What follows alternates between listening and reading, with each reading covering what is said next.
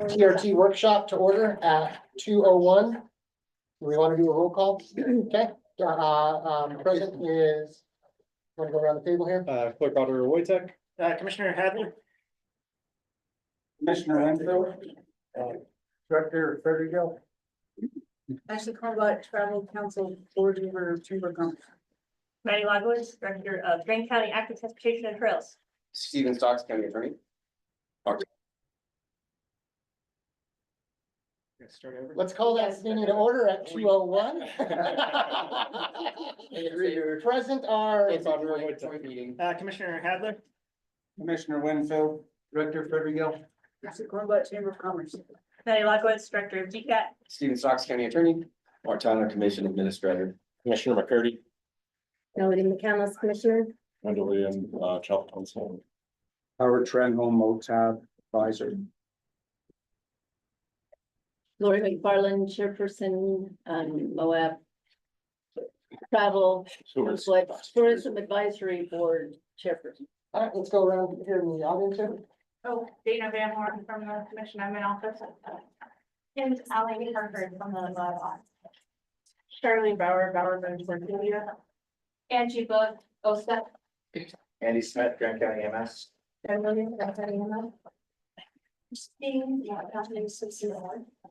What are you getting to the road supervisor? Bill Jackson, County Road. Sergeant Brad Hines, with the Sheriff's Office and Search and Rescue. Scott Solly, Grant County Search and Rescue. Coming on in, want to introduce yourself? Chris Kogel, Solid Waste District. Perfect. And I'm Brian Martinez, Grand County Commissioner. And Chair, just noting that this is a joint meeting of the Travel Council, or the Moab Travel Council Advisory Board and the Grant County Commission. Thank you. All right, so moving forward, I decided to put together a little presentation here, to kind of explain some of the in and outs of HB 456.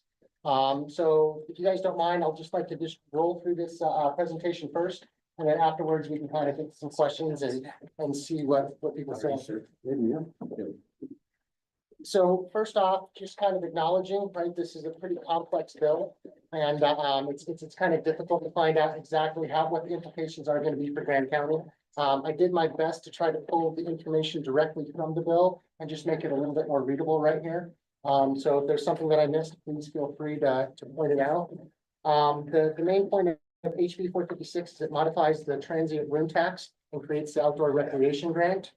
A legislative body may impose a 4.5% tax on charges for accommodations and services beginning on or after July 1st, 2025. So inside of the bill, there's this clause right here that reads, a county that generates 1 million or more in revenue from transient room tax in the preceding calendar year, one shall expend at a minimum the first 2% of the tax rate of a transient room tax generated on a purpose described in section 3A. And then number 2, may expend the remainder of the revenue on, and then I use this word right here, this is my own word, allowable expenditures of 3B or mitigation expenditures as 3D. There's also a line just below that that reads, activity described in subsection 3A is exclusive of activity described in subsection 3B. So if it's a 3A, that means that it can't be a 3B, it can't be in both categories right there. So establishing and promoting. Establishing and promoting means an activity or related expense to encourage, solicit, advertise, or market in order to attract, enhance transient room guest spending in a county for the purpose described in subsection 3A. And those are 1, tourism, 2, recreation, 3, film production, and 4, conventions, right there. Under the allowable expenditures, right, they list to pay for tourism or recreation related facilities in the county, including acquiring, leasing, furnishing, maintaining, or operating, and that's subsection 3B right there. And that would be for conventions, exhibit halls, visitor information centers, museums, sports and recreation facilities, including practice fields, stadiums, arenas, and trails. For transit service, including shuttle services, parking infrastructure, or an airport if the county is the operator right there. And then they have this, the 3D, which is your mitigation right there. And that's gonna be solid waste, law enforcement activities, EMS, search and rescue, and road repairs. And on there as well, I listed which one is considered a safety concern and which one is listed an emergency concern. And that'll be important for the mitigation grant a little bit later on. Taking that right there, I went through and kind of broke down where we're sitting right now into basically which category we're currently under right here.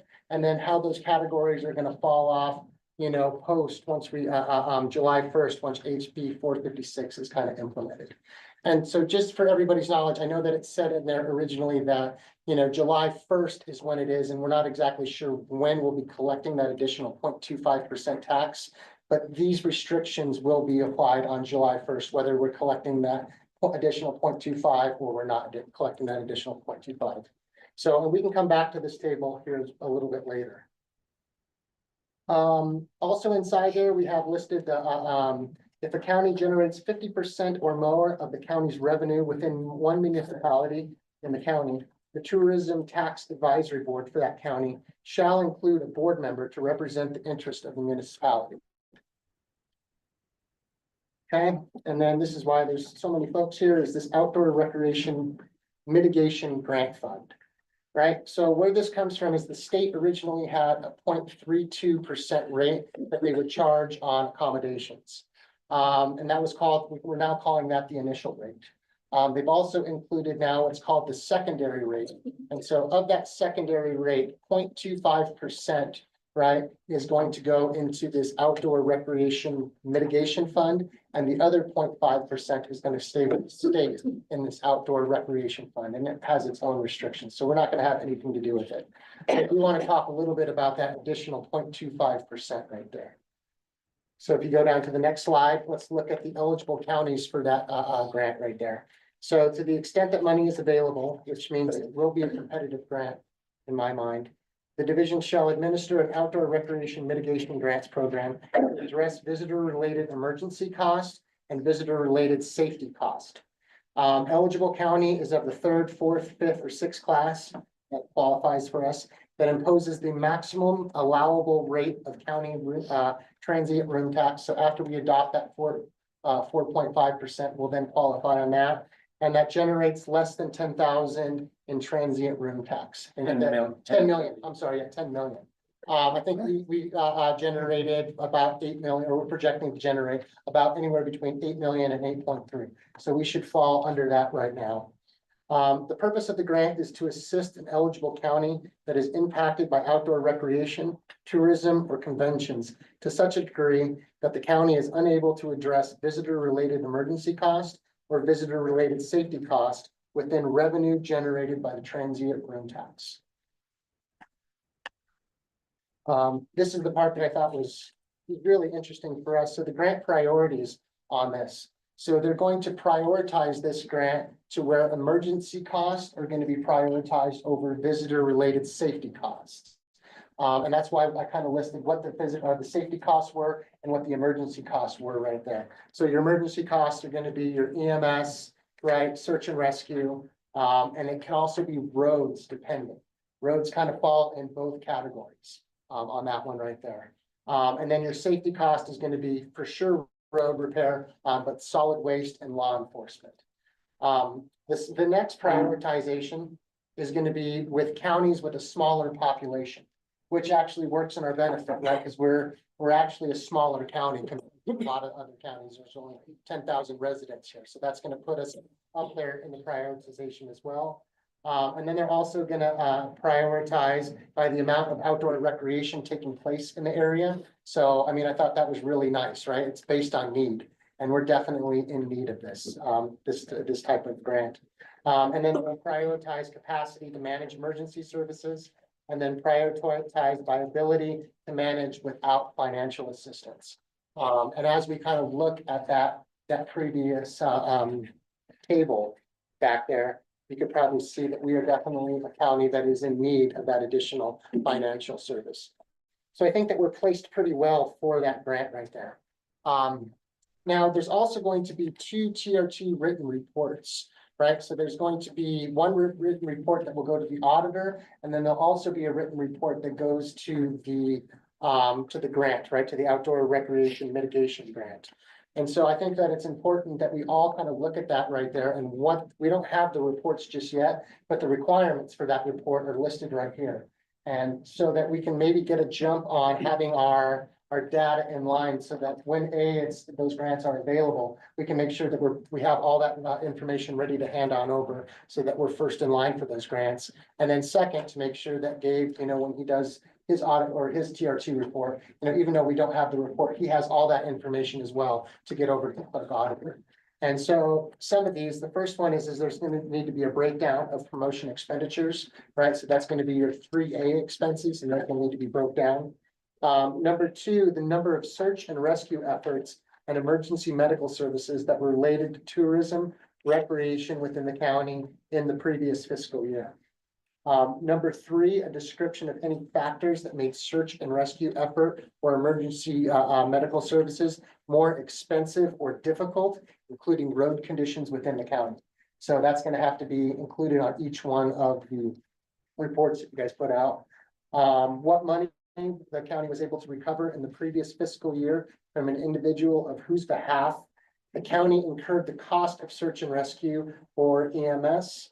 And then number five is the percentage of individuals who the county incurred the cost of search and rescue or EMS who were in-state visitors. And then we'll need one for that who were out-of-state visitors. And then people who were residents of the county. So it'll have to be broken down into 3 separate categories. So just knowing that this bill takes effect July 1st, I thought it would be a good idea to go ahead and start jumping in on this thing. That's all that I had for that. Guys got some questions? We get back to the budget projections, because there's a lot of big red, Yeah. there's a lot of big red numbers. Yes. Yeah, we can go ahead and start right there. Um, So as you kind of go down that right there, a couple of things that I noticed right here is you look at the TRCCA projection, those are going to stay the same. We do have a bill that'll be coming in, which will be basically it's a tax on prepared food, right? That won't take effect until January 1st of next year. So those are going to stay the same. Who collects that TRCCA tax? Who collects? What vendors collect that? That's gonna be your, so that's gonna be the restaurants, that's gonna be the OHV, and then it's gonna be the Car Jeep rental company, Jeep rental, or the car rental companies as well. It's also, I think Melody termed it the Maverick tax. It's basically a tax on prepared food that's a convenience. So all that's the kind of restaurant That's tax. coming in. That doesn't come until January, yeah, January. that's what she Then said. as we kind of move in right there, you kind of go through your original buckets right here, so you have your non-promotion, right, or what we call our mitigation, which is law enforcement, solid waste, search and rescue. And then we've kind of always called the museum part of the mitigation, but it's not, it's really it's part of the facilities, I think, right there, so it's kind of its own separate bucket that's kind of inside of that. And then you have your advertising promotion, which is 80% of the 37% right there. And that's the Moab Office of Tourism right there. And then moving on down, you have your film, rec, and conventions, and that's 20% of the 37%. And that was historically our film, our recreation special service district, and our GCAT responsible rec and trail ambassadors. But going forward, with the new bill, that the 20% of the 37% is off the table, that's out. That's off. So you can spend basically what you want on things like rec, film, and convention, and I believe museum, right, wasn't that in that? No, so when we look at that, let's go up to, so right here, so it has to be the, it's not 3A anymore. And so it's gotta be, let's see here, and Stephen had something that he sent out, and it kind of broke this down into like a 3-part little system, and maybe he would explain that for us. One thing with this definition that's interesting is that, sorry, can I Yeah, answer a sec real quick? You ready to go? Okay, this definition here, establishing, promoting, it appeared almost in the same wording, but tourism was in quotations, and they've turned the word tourism to establishing and promoting to better specify and encompass everything that is involved in 3A. Anyway, I thought that was significant. Can I ask a quick question on your chart? You go back there, there's just a couple of numbers there that. Yeah, do you mind if I just let Stephen real quick just answer Sure. on that, and we'll get right to you, Bill? Yeah, so if you go into what's going to be 17-31-2, they've changed the language, establishing and promoting to a kind of an odd series of words. It's kind of broken into 4 different parts. So the first part is, it means an activity or related expense. So it has to be 1A would be activity, 1B would be related expense. Your second qualifier has to be to encourage, solicit, advertise, or market. So that's level 2. In order to attract or enhance, that's level 3. And then number 4 is the ultimate, transient guest spending in a county for a purpose described in 3A. So what you have to do is you either have to meet one from each level. So it could be an activity that advertises to attract guests from out of the county within. And so the language that we have in this definition, and as it breaks down, it's gone more than just changing tourism. It's tightened up the language, and then they've also put in other things in the bill that makes it harder to straddle. So if you go down to 5A, it states that an activity that's described in 3A is exclusive of an activity described in 3B or 3C, which means that, and I think likely it's the response of the legislature responding to the audit where we said, look, we think this is promotion, but it's also maybe trail maintenance. This category removes that ability to straddle too. So it's going to make probably additional headaches, because when you look at their original definition, they basically put an intent in that we have to be spending those amounts of money to in fact do establishment and promotion. So again, it's pulling outside to inside, which is going to make it so that it's harder to spend money unless it's directly tied to kind of traditional or more traditional way of advertising or promoting. So that's one of the things that we're going to have to be, probably express a little bit more scrutiny, because expenditure is not made with that specific definition in mind. They're going to be harder to defend from challenges. And we saw a lot of language from that. We heard a lot of language from the legislative floor about their qualms and their difficulties, and whether we agree with them or not, that's what they've done. They've changed really the definition of those things. Additionally, in mitigation, they didn't just leave it open for mitigation in general. They limited it to 5 entities. So it's solid waste disposal, emergency medical services, search and rescue, law enforcement, and then roads, both road repairs and road upgrades.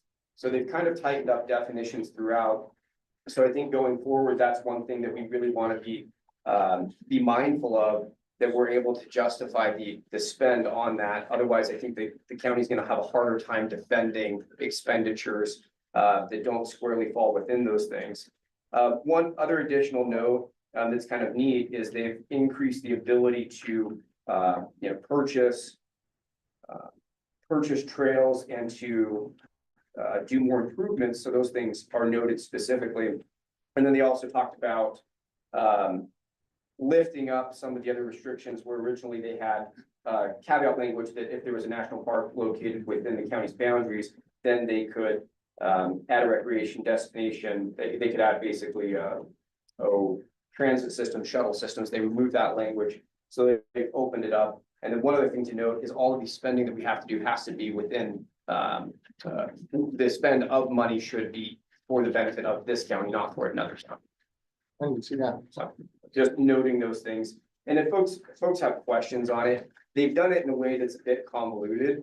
And so I think that if we start backwards and look at the ultimate thing that we're trying to enhance or correct or improve is the transient guest spending. And so that's where we start the analysis and go, okay, working back from the spend, we extrapolate it backwards and see if we can meet the categories. Yeah, and one thing that you did bring up there though was the compliance right there. So if the county is out of compliance, right, we will not be eligible for the grants. That is one of the caveats in the grant right there. So if the county is out of compliance, we are not eligible for that mitigation grant. Yeah, that in addition to the tax that the county is looking, that we have to have that. Correct, yeah, it's 12% tax. Bill, you had a question back here on this? Yeah, you've got in the blue there, 2 numbers that don't have anything written beside them, 122, 644, and then 288, 205. What are those reference? I can comment on that. if you- Go ahead, Gabe.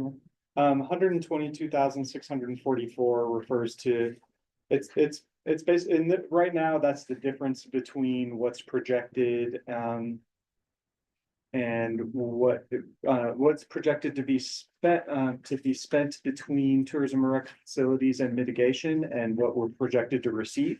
So that would represent a deficit, but actually we budgeted in, earned interest income in that exact amount this year. So we budgeted net zero. And that 122,000 that looks like a deficit on this table, is actually just that earned interest that's built into the budget. Because we collect that, that mitigation side, those funds are collected throughout the year and put into our treasurer's investment fund. And so they collect a lot of interest because they're not transferred out to the recipient entities until the end of the year. So they're collecting a lot of interest throughout the year. Okay, I'm still very much learning this, but it seems to me that if we're collecting interest, we have to be super careful if the money that's in that envelope is collecting interest, that interest would need to be used for that particular purpose. I think there's a particular church strong in Utah right now that's dealing with some of those issues, and Mhm. I don't want to be Yeah. misusing any of that interest income for the wrong budget. That's why I only pay 9%. Oh, good for you. Okay. Well, and there's, and a related question would be, is there a timing issue on the spend? Like, does the law change the timing requirement on the spend? So whatever taxes we bring in, they're subject to the rules. My understanding, and the auditor can jump in and help. My understanding is when we bring those monies in, they're subject to the rules that were in place at the time. That's my understanding as well too. But So what- basically, if you took, when you receive $1, if you put a restricted stamp on it, right, that restricted stamp can stay on that dollar, no matter if it, until it's basically spent, whether it ends up in a reserve account or it ends up anywhere. That basically, those restrictions need to stay with that dollar Got that. as we follow. So if we're But gonna, my question is, when are you out of compliance if you haven't spent the dollar? well, you're looking at, I mean, number one, the cap, there's a cap that applies to it, but you eventually have to spend the funds. But there's no timeline, like you can spend it Correct. 5 years from now if you want. As long as we're under the cap, As long as We're still under the good? cap. Yeah, Correct. I mean, it's gonna create a bit of a headache for the county to track, Yeah. you know, the dollars that were under the. I mean, they've changed this law Yeah, multiple times, and it's been one of the favorite things to change up, and it's created a substantial amount of confusion. Yeah. With all the different iterations of it. Yeah, Well, it- UAC's position or their recommendation has been that you need to do a first in, first out. We're kind of unique in the fact that we have such a large account. Most people don't have that large of account. They've spent their advertising funds. So we have this large account that's sitting here. And so what they're saying to do is we need to spend those funds first before you spend the right, new funds, which is going to be a challenge for Gabe is to account for all of that. got it. And related to that, what volume are these projections based on, and when might they be updated? Like, is there, like, their projections of tax revenues based on a certain amount of sales, right? And when was that projection made? When does it get updated? Does it stay the same for the year? and how are we doing with that? Right. With the, Right.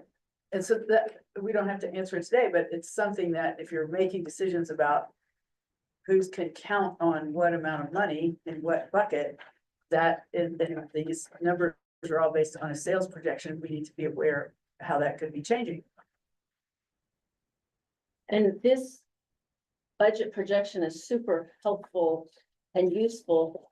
But do we have a spreadsheet that tracks, oh, we have this much in a reserve fund and we've made this many dollars in interest on that, broken down by bucket, I call them envelopes because I budget by the household envelope. And when the food, I gotta borrow from something else, but if it's restricted, I can't. Well, and So- that goes back to like the basic work of planning marketing is, at the beginning of the year, you make a projection. We think we're gonna sell this much, that's gonna throw off this much overhead that we can spend this percentage on marketing. Great, that's our plan. Now we start spending that money. And then we find out we want to pivot a little bit. We want to change the message or whatever. And then we find out, okay, sales have grown, so should we spend more on marketing? Maybe we should.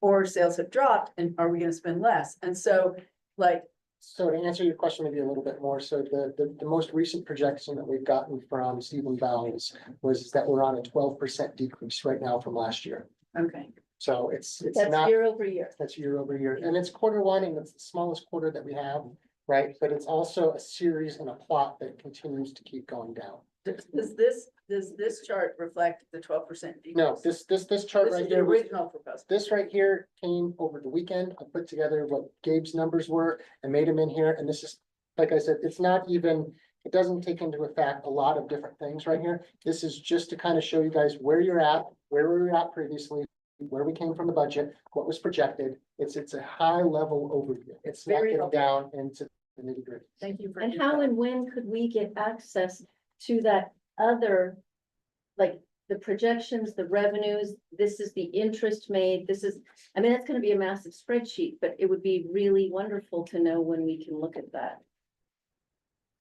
Just how the interest income is split out based on the splits. Yeah. Can prepare that for sure. And I would say it's the position of my office. We're waiting for this month's of revenues to hit so that we can see what March, before we update projections. We'd like to see what March looked like. Sure. Great. Whether that's right or wrong, it's just how we're approaching it. Pick a day. Right. That's good as any. Go ahead, Wendell. Well, I'm just looking at again, the big, so the promotional draw from reserves. Is that basically saying that we are $2 million over budget that we're drawing from reserves? for Correct, promotional yes. spend? Yes. So that's the bucket of money that we've had in reserves that we're now spending to increase our advertising spend? Yeah, so for two reasons, right? We need to increase advertising so that we can grow our top line, I think. And then the other reason that we brought up is that we're also in danger. So if we go over, I think it was like $4.1 million in that reserve account, right? We'll also be out of compliance. So we're trying to draw over that right there. And using that 2.5, whatever, 5 million, what does that draw the balance down to? That's gonna be hard to say. Okay, Yeah, And that's gonna be hard to say. And that's why we were looking at increasing that, the contract for Madden. because obviously that's not. Discuss that. You can't, year over year, you can't continue to draw if there's nothing there, so. you Correct. Can't count on it. Yeah, you're talking about the promotional side, Yeah. right? Yeah, on the promotional side, right, there's going to be, it looks like there's gonna be excess on the promotional side right now, right? Now, Do we know what our reserve balance is in promotion? yeah, it's 3.5. Well, actually, it's about 3.6 when you put it in. So we're at 3.6. So we're capped at 4.4. What's that? We're capped at 4.1, and that was why in the commission meeting on the 6th, we went through and we raised that spend from 1 million up to 2.5, right? So that we made sure that we had a comfortable little balance right there, and we didn't come to the end of the year and go, oh, it looks like we're gonna have to spend all this money at the last second. And then the And we could next actually one have a is, media plan together for it. Go ahead. and then the next one, the 288 one, that's the deficit as well. That one, Correct. That's Yeah. also a budgeted draw from reserves. and that's for, As the 1/5 of 37%, and that was to make GCAT's operations whole. The commission decided to plan that draw to cover the trails program for this year. and then what is the $526,000 being spent on by GCAT? Is that, so, as I recall, during the audit process, one of the caveats was that trail ambassadors couldn't be funded by TRT anymore. And here it says there's trail, so is the 526,134, is that still are we still paying trail ambassadors with that money? That is not the budgeted plan for 2025. We certainly didn't budget against the will or against the suggestions or recommendations So- made in the audit. Do you know, Maddie, then what the 526,134 is being spent on then? The film rec convention, which is, what number letter combination is that? That fund that we commonly call film rec convention, That's 23 like the type of TRT. 3A, 3B, 3C, 3D, 3A, Before that, this is Or that, I think, yeah. 2A2 2A2. and the current. There we go, and the Before we current. change. So is it staffing costs? Or is that, It's staffing and programming costs, but Gabe, feel free to jump in. So we're paying staffing out of TRT money for trail ambassadors now? So my understanding is that there's the three, in the previous regime before July 30th, there's the 3 buckets of TRT. And so my understanding was the part that was ID'd by the auditor was the establishing and promoting fund that previously we've been using, I think like $120,000 off the top of my head, don't quote me. And so as of the 2025 budget, we're drawing 98,000 from the Film Rec Convention fund balance to backfill that until we could get a grant fund, which we just were awarded a grant. So basically it was to get us through 2025, to give us time so we wouldn't have to eliminate staff for a grant in 2026. Okay, I'm trying to get really clear on this one. So the GCATT Responsible Rec and Trail Ambassador budget is $526,134, and that's the promotional element? No, So the heading on that section is the 1/5 of 37%. That's the rec film convention, It's promotion side though. It's the Still promotion promotion. side. Still promotion. right? But the way the previous statute reads, that 1/5 of 37% is still an allowable use to support recreation. Wait a minute, I thought the audit said that that's how we got our money back from the state. I still have that here. Yes. I Didn't thought we- that's how we got our as money part of back the from audit, the we state, but we agreed said we to won't find do Yeah, I that. actually had it sitting here right here. It was. We It agreed was. to find it. Yeah, the office still does not share the county's view that trail ambassador activities such as providing water, collecting trash, and encouraging tourists to stay on trail constitute promotion, is what they had said on that. Coming from the state. That was from the state audit. Right. And I actually had as well, I had this is like, I think this was the December 6th, this is the previous commission here. They had read So that. the current statute reads establish and promote A1 tourism, establish and promote A2 recreation, film and convention.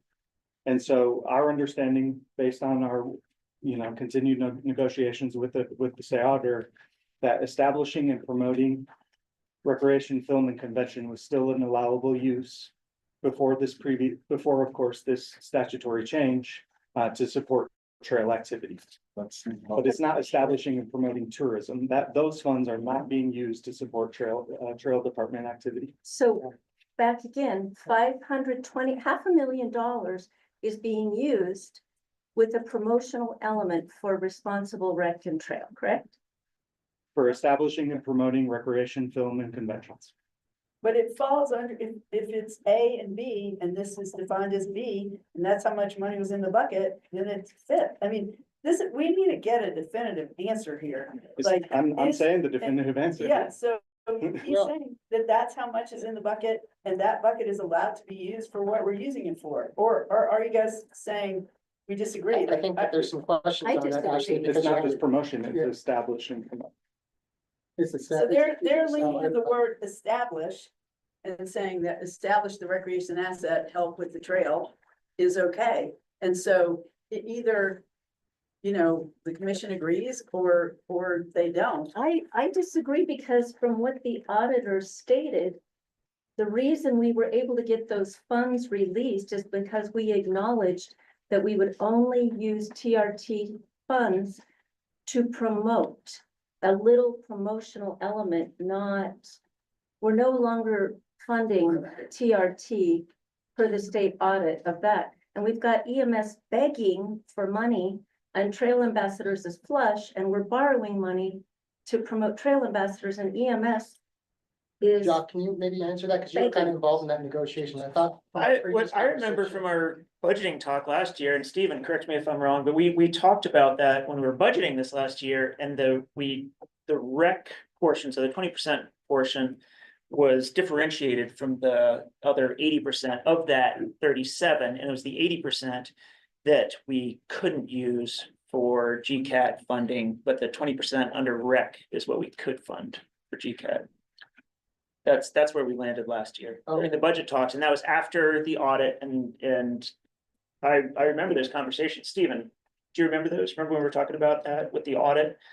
and the auditor, and that was deemed allowable. To be honest, I can't remember all of, we've talked about this a number of times. I'm looking at the statute right now. We're looking at the current 17-31-2 subsection 2A. And that heading is, and just reading to for everyone, subject to the requirements of this section, a county legislative body may impose the transient group tax for the purpose of establishing and promoting. Now, establishing and promoting, they've used that now as a term of art for next year. So eliminate everything I just told you about establishing and promoting, because that's not, this is the old definition. So it's establishing and promoting, and then you've got two buckets. Tourism, which has, as Clerk Auditor Wojtek pointed out, kind of this older version of the language that's now establishing and promoting. And then the second bucket is recreation, film production, and conventions. That's the second meaning. So it reads establishing and promoting recreation, film production, and conventions. To be completely honest, I can't remember off the top of my head those three buckets. I can look into the item. It is within the same kind of idea that you're in establishing and promoting. It's slightly different from the conversation of tourism, because tourism was the word that carried that unique charged definition in the previous one. I can look into it. I think for the purpose of the commission, of course, the commission can choose to make the policy that the commission wants to make going forward. They could definitely do that. I think there was a lot of scrutiny from the auditor's office regarding the use of funds for promotion generally. And I think that they had anticipated that the county would utilize promotion in a certain capacity. I think now where we're looking at establishing and promoting, and then we're going into the subset of recreation, film production, and conventions. I mean, that gets closer to it. I can do an analysis of it. I don't know if they're gonna find that to be cute. But I think the question exists. I think it's a fair question. Based on their kind of position throughout the rest of it. I think the legislature's made it clear where their intent would be, but we still have that previous rules that apply to the previous set of funds. I can look into it further. It's commission's ability to set the policy. I think the previous commission, they set the policy that they wanted to look at. I think there's a bit of confusion over we accept the findings in the letter. I think we've got two different readings of that. That sometimes happens in law. And so I can dig into it deeper, but if the county commission wants to establish its policy on this, I think they could do that. I think there is, or one could be concerned about spending funds this way. Do I think it's defensible? I think there may be an easier basis to defend it than tourism, but I'm not saying that that's going to be exceptionally successful. So what will it take then, you digging into this and working with the state auditor to get us a definitive answer? Because I think that would allow us to move past this. Sure, either that or the commission can set the policy. I mean, if they want to set the policy. Well, the commission isn't gonna set a policy that we don't know what the state auditor. That's fair. wants. Yeah, So- I don't want to volunteer other people, but I'm more than happy to look into it. When you say volunteer other people, who are you referring to? The clerk auditor, I think it I'm makes sorry. Thanks. good sense for him and I to Right. look into it.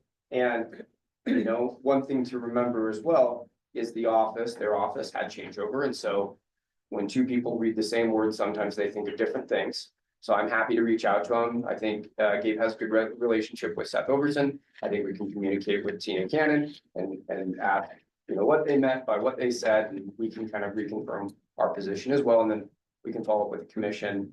I don't know how quickly that turnaround will be, but I'm happy to do that. I just think, and Gabe, I don't mind helping out either, but I think that we've got to answer this question and then move on, because we can't keep coming back to this.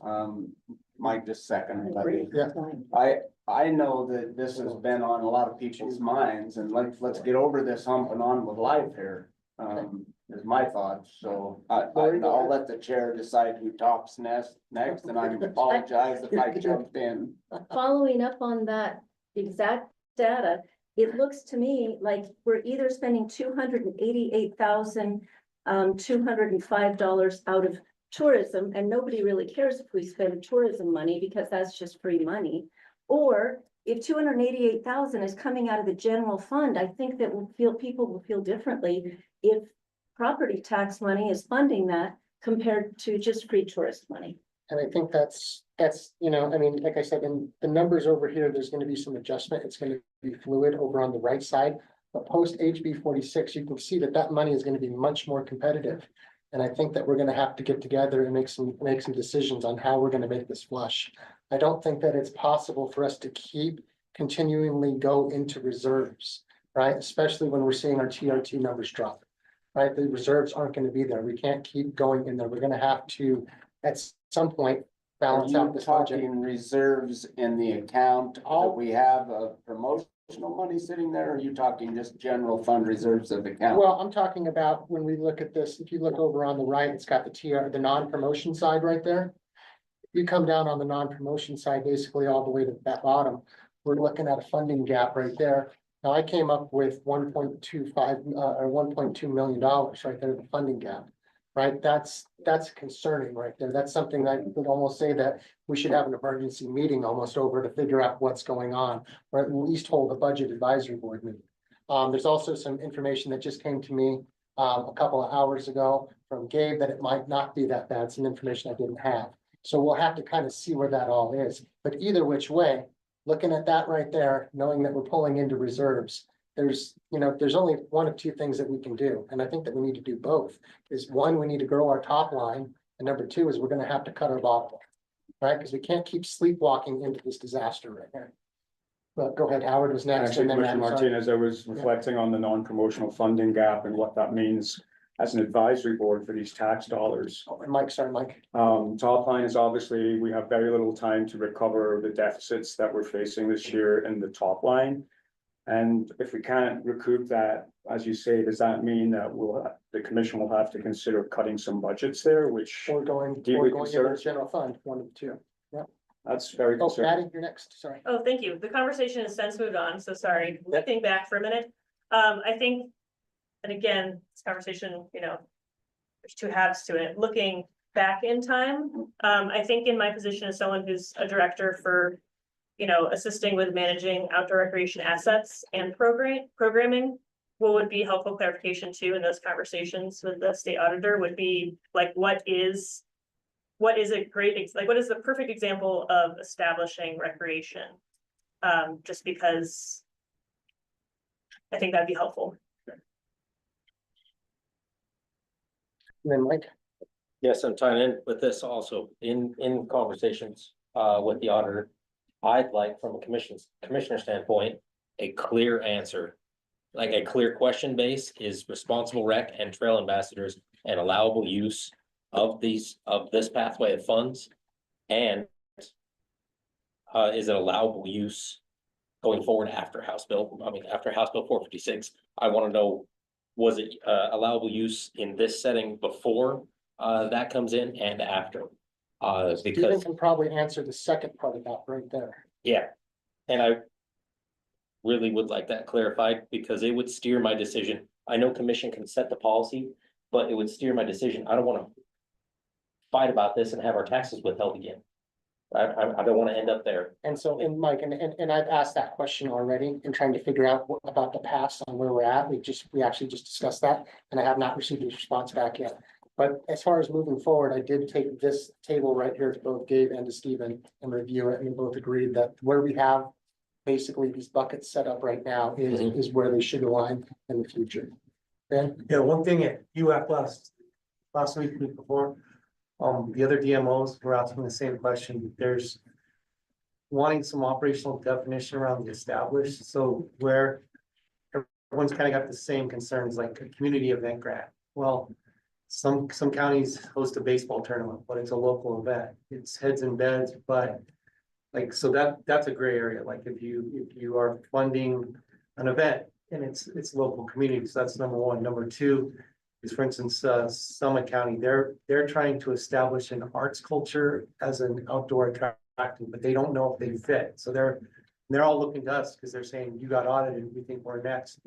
So some of these questions at the other DMO level are very much around the operational definition of what's established and promote, because everyone wants to make sure that they're. It's gonna get back to outside in. Go ahead. Yeah, and a lot of this is gonna revolve around what we're purchasing and how we're utilizing it. Taking, for example, I think the farmers market that the city puts on. Purchasing banners to be on the wall or on the fence at the baseball park, do I think that really brings individuals, and I have no idea, I'm not making a statement, I should be careful, I don't know if the city spends money on that. But hanging a banner at the baseball park or printing off flyers to hang within like the county and the city buildings for that event probably isn't gonna bring visitors from the outside in. Now, putting that same billboard outside of Fruta, I think that's a lot easier to justify. I think a lot of these things are gonna depend on the evidence that we have behind it, like job descriptions and a lot of those other things that we look at. What's the kind of the core idea? What's the intent? What's the thought? And so I think what the audit showed us is there is a desire, a hunger, whatever you want to call it, to look into some of these expenditures and kind of dig down to the base level of them. And so that's when I say we want to work backwards from how do we enhance and increase outside county visitor spends, and then we extrapolate it backwards and try to get to that to kind of prove it on every step. And I think the more that we have evidence to support that, I think the easier it is going forward. And that's why having a conversation with the auditors or the state auditor's office and the local auditor's office about this issue, I think can kind of clarify where we're going in the future. From my discussions that I've had with them in the past, a lot of folks at all the hearings that were had on this bill, they want to put it on the attorney's office, or they want to say, it's kind of a gray area. Where I'd like to see the county is the strongest place to be able to defend the county and make sure that there are solid spends and those spends make everybody feel comfortable. So I think the less creative that we get, the easier it is to defend. The more creative we get, the harder it is to defend. That's how every audit is all the time. When you get audited by the IRS and you go, that was a business expense, they're going to say trip to Cancun isn't a great business expense unless I'm doing timeshares in Cancun. So I think some of that clerk auditor and I will talk with state auditor, get some clarity on the past, and whatever nuggets of information they want to pitch our way, we'll take those and we can follow up. And that report is not out, as far as I know, from the state auditor. Is that right, Gabe? They're still working on that end of the year report. But I do Right. know that in the bill right there, they are going to be asking for a breakdown of promotion expenditures. So, I mean, I think that they are going to be looking at those expenditures pretty tightly. And then let's see here, we had it was Bill, Wendell, and then Ashley. And while we're discussing this, Gabe and Stephen, I don't wanna further complicate it, but if there's another bucket, because we also have the results of HB 416. And back to Brian's remarks about first in, first out, if we've got money sitting back here from some of these old, Jesus, we need to get it spent so that we get our lives simplified, and we're all operating under 456. So we're not trying to figure out, does this qualify for this? Does this, let's get, it's my personal feelings. Now you can tell me otherwise, Gabe, but let's get that old money. Absolutely. That was kind of my point, looking at the non-promotion funding gap of $1.254 million for this year. As our board, the Tourism Advisory Board, we have to make decisions on how that TRT money, we give advice to how that money should be spent.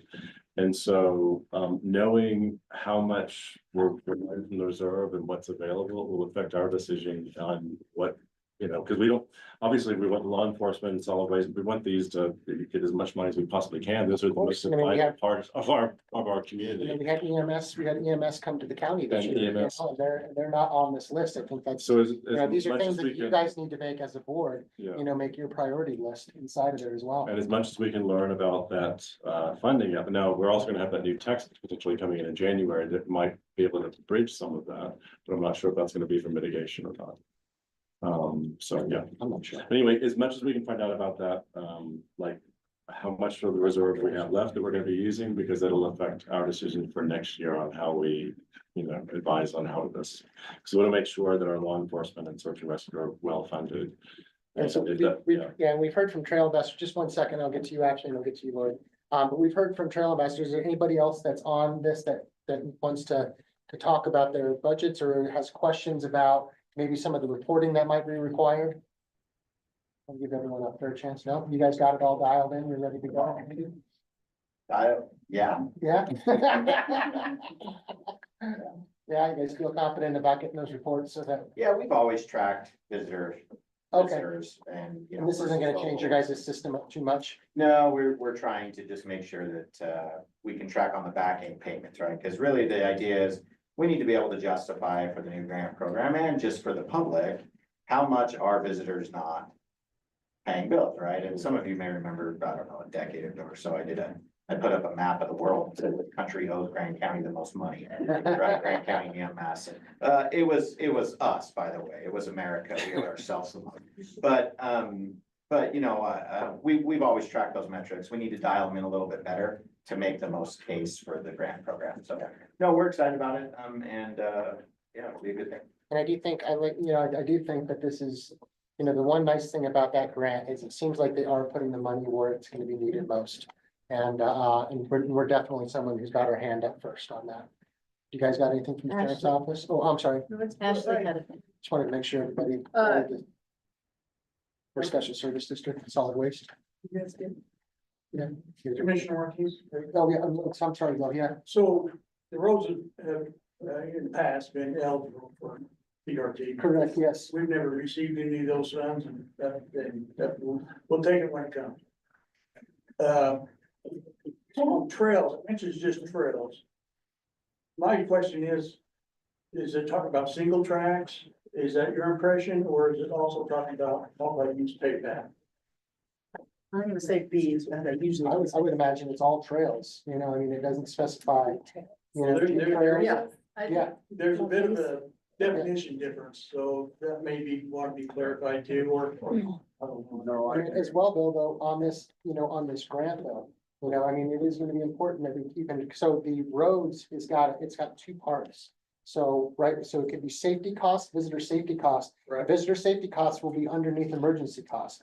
However, if those roads impacted EMS or they impact search and rescue, those now become emergency costs.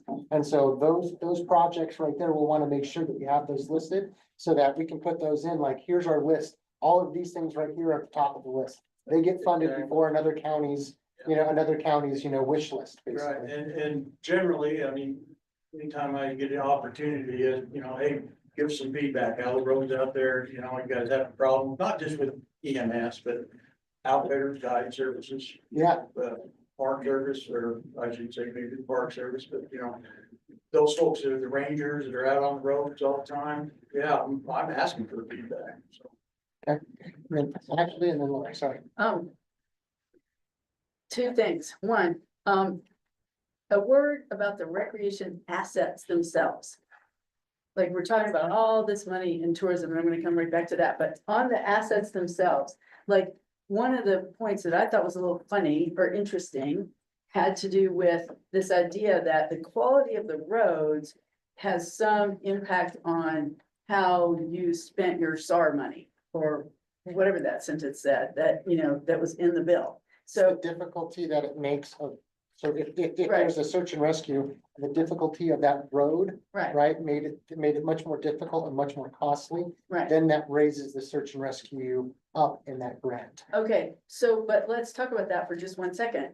The difficulty of the road is actually what makes the recreation asset of the trail. That's where I was gonna go with. Right, and It so, can be. so I really think that as we evolve here, we, like, so many states spend all this time on tourism money, tourism money, tourism money. And they depend on, they let the land managers take care of the assets.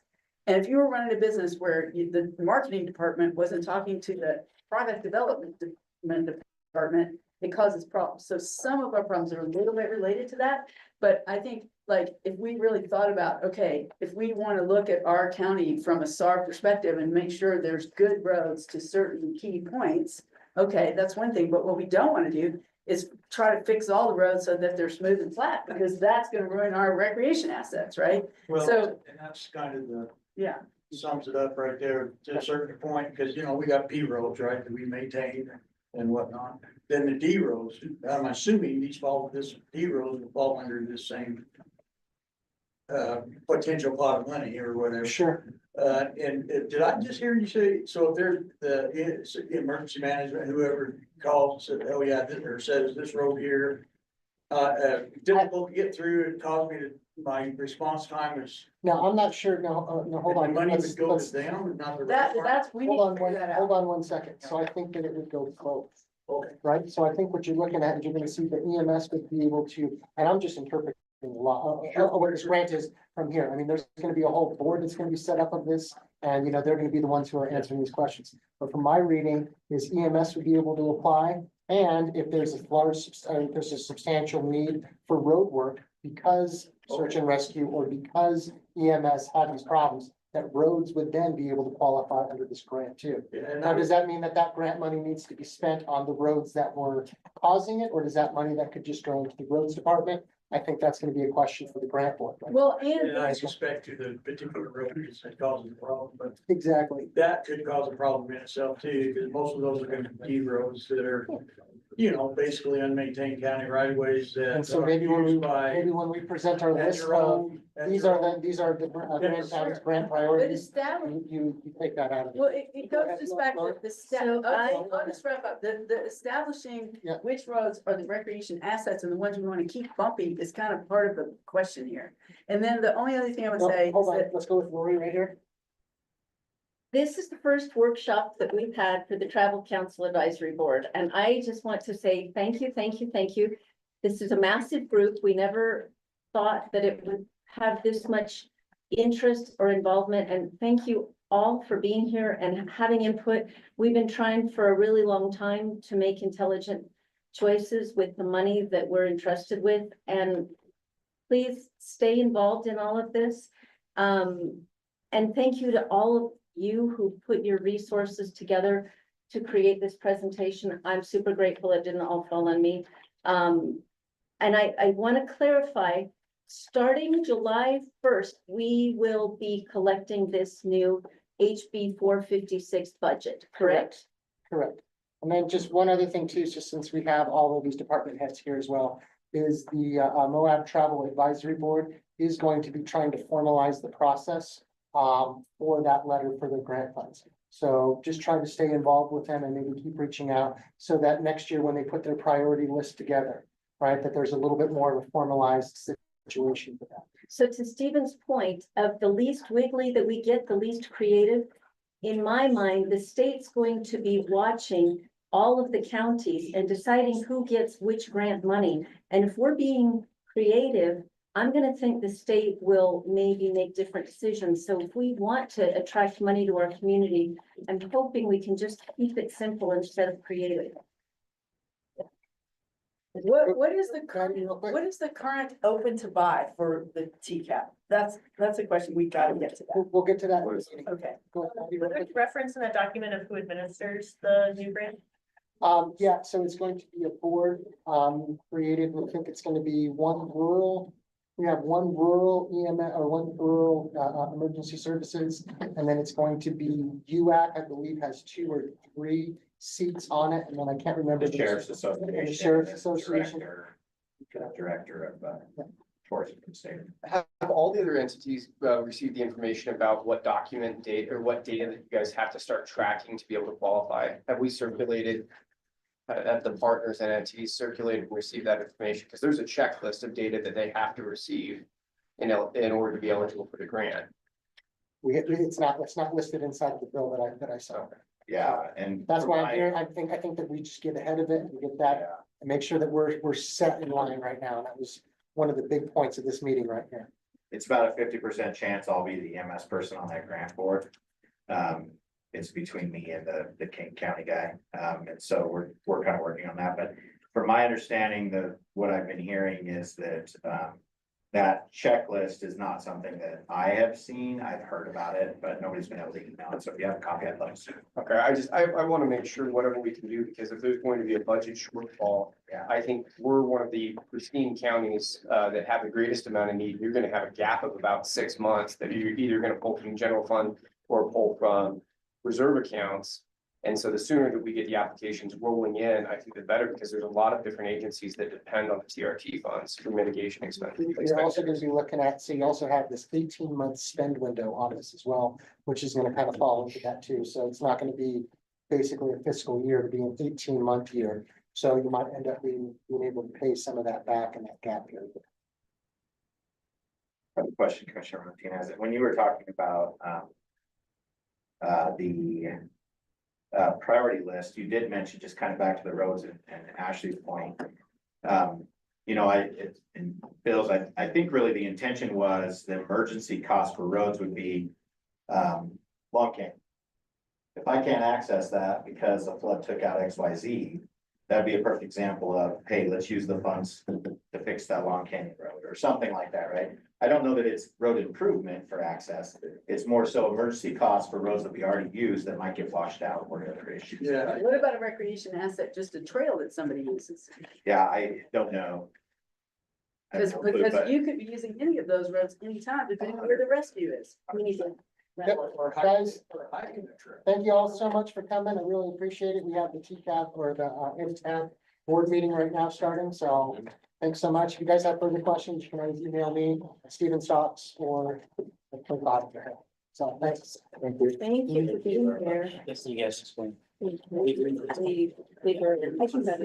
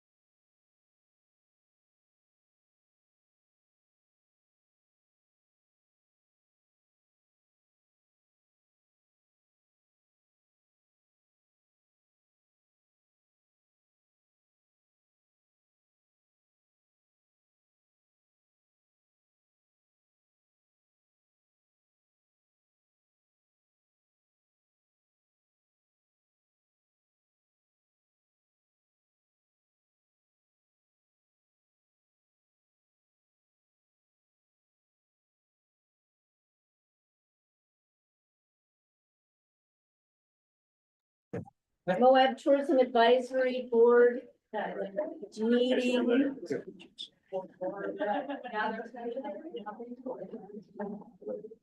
I have a couple members texting me saying that the link is for the 28th of September, so I'm going to try to look at that really quick.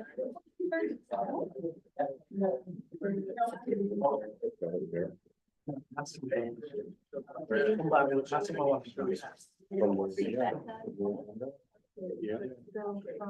What if- My job. I'm gonna. I'm sure he's. Yeah.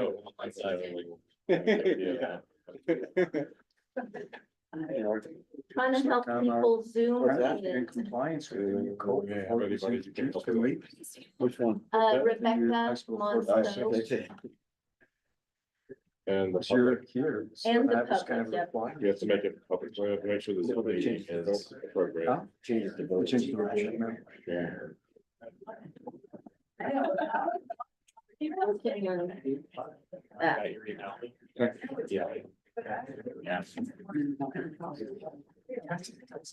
You should be able to go to grand agendas and minutes and like on the. I'm gonna check that. So we need to. Oh my gosh. Moab Tourism Advisory Board. Or do you want me to get, Say it again? do you want me to get Dana? Dana made the agenda. Is that link work? I don't know, let's try joining, that's what I was gonna say. The agenda was out. Want me to go get her? Just a second, let me find out. I don't- Alex, can you see me in the waiting room? We didn't see a single law enforcement officer. No, May 28th, yeah, the Zoom link is broken. Okay, so that's, We'll have to ask This is May Dana. 3rd. Let me go ask her. Okay. Sweets. Because Leslie Well, and from then that and. the other one showed back up. You know, I did. And I was backing him out. Yeah, someone Yeah. just. Thanks, it was a rough little situation. There was no. The other agenda. one. Well, no, we still use your, Okay. because we just planned that, so, yeah. We were only 10 minutes late, we were doing by the previous day, not us. County agenda. there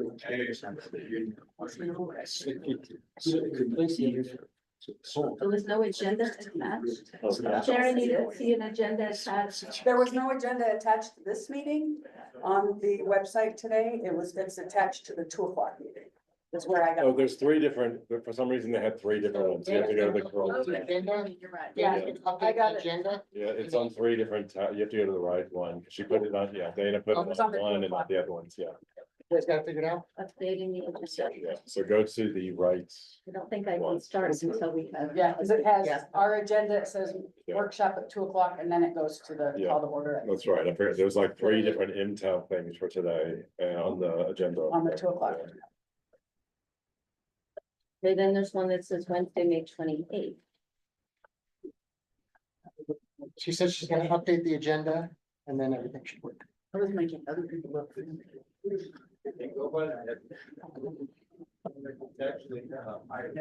So we're waiting for a couple minutes. Well, we have to have connection or we're out of compliance, so, yes.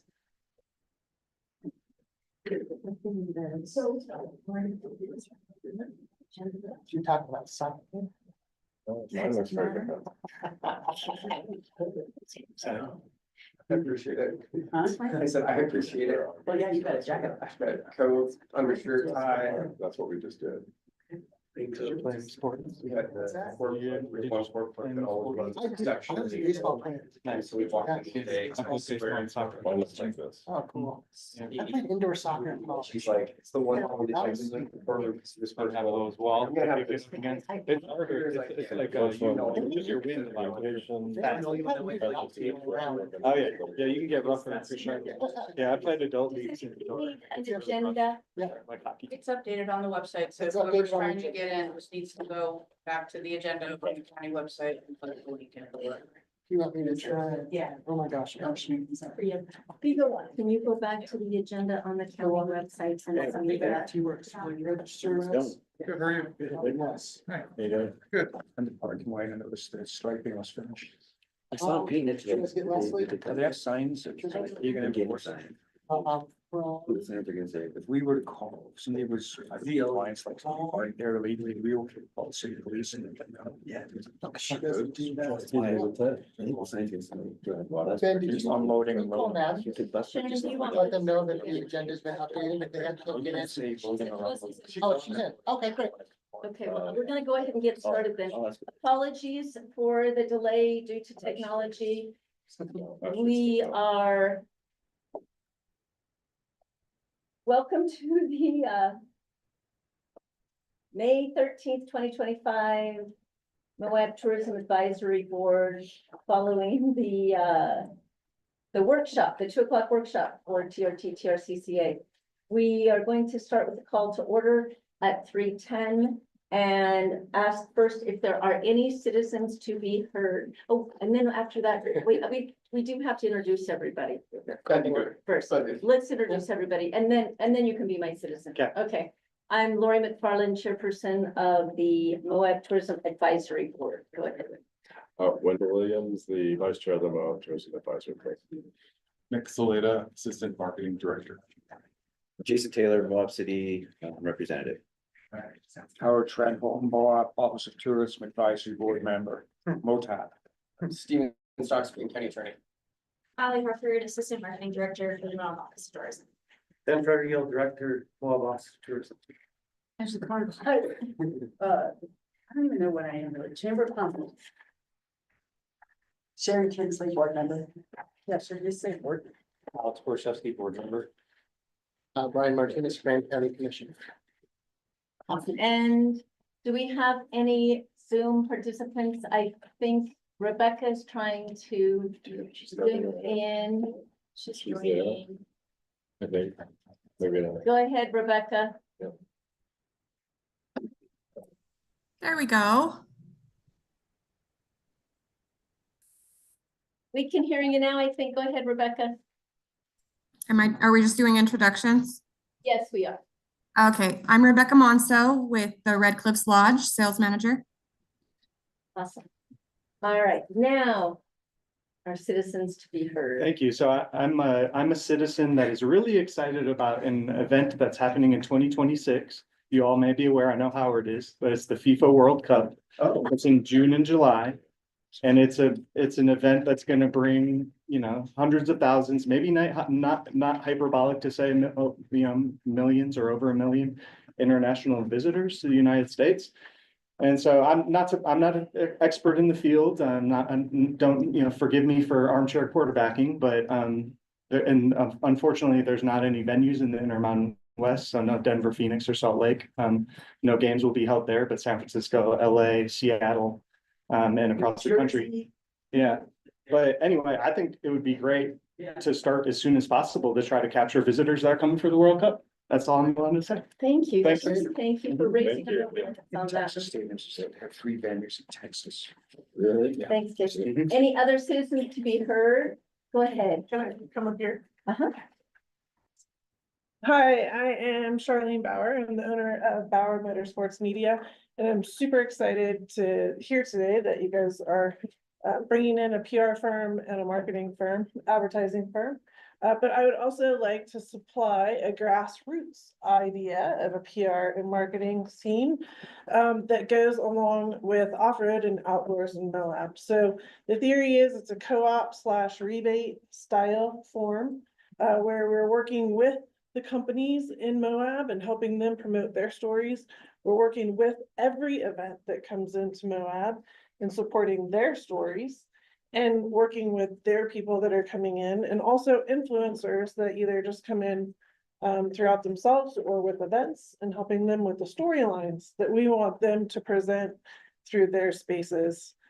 With 30 years experience in the off-road and outdoor space, I have a lot of relationships and a lot of ways to message and helping people create multi-day experiences here in Moab instead of just maybe coming for the event and then leaving. This is the proposal that I put together. I brought a few that are on paper, and I also have it in email format to where I'd be more than happy to send it around and let you guys look at it. I consider this, in my way of working, a working document. So there's a big red fat page in here that says we're stopping right here because there's no necessary space where it has to be a X number of dollars. I want to work with you guys. I want to sit down with you guys and understand what's important and what matters and where that theme needs to come from, because it is more that grassroots style instead of the top-down approach. We're working with the big groups. So I appreciate the opportunity. But the most intrinsic part of this proposal is true positive PR. And the positive PR of this will be the commissioners and the tourism board support the local businesses. They support the events that are coming in here and they support the people that are here. And I think that that is something that's going to be a really important part of this project as I go out and talk to the business owners and I talk to the event promoters in making that happen. So thank you for your time. I appreciate it. Thank you. And I'm happy to Sorry, talk can you just to you. repeat your name and? Yeah, absolutely. It's Charlene Bauer. Charlene Bauer, Yeah. and you, it's your own, group? Yeah, so Bauer Motorsports Media is 16 years old. It's a driver now. And I also own a couple other companies and I live in Grand County, in Spanish Valley. Cool. Yeah. Great. And you'll send that, you want me to, you can send that to, I can share it from from the commission, or you can send it to Lori, either which way. And then we can distribute it from there. Does that sound Yeah, I okay? appreciate that. Does that work for all of you? Thank you. Yeah. And I do have a couple of paper, if you guys are a paper person like I am, I would love to give this to you. Yeah. Absolutely. Great. And I'm gonna stay around today, and hang out. Thank you. Happy so to much. chat afterwards as well. We love grassroots. Thank you. Great. Moving on to opening items. We would like to hear about any ex parte communications on the board. I understand that the Road Less Eaten is gonna be filming in Moab. And it's gonna be filming at my restaurant, possibly 2 restaurants, so I just wanted to let everyone know that, yeah, I didn't vote on any video production, it just, came through a phone call, so.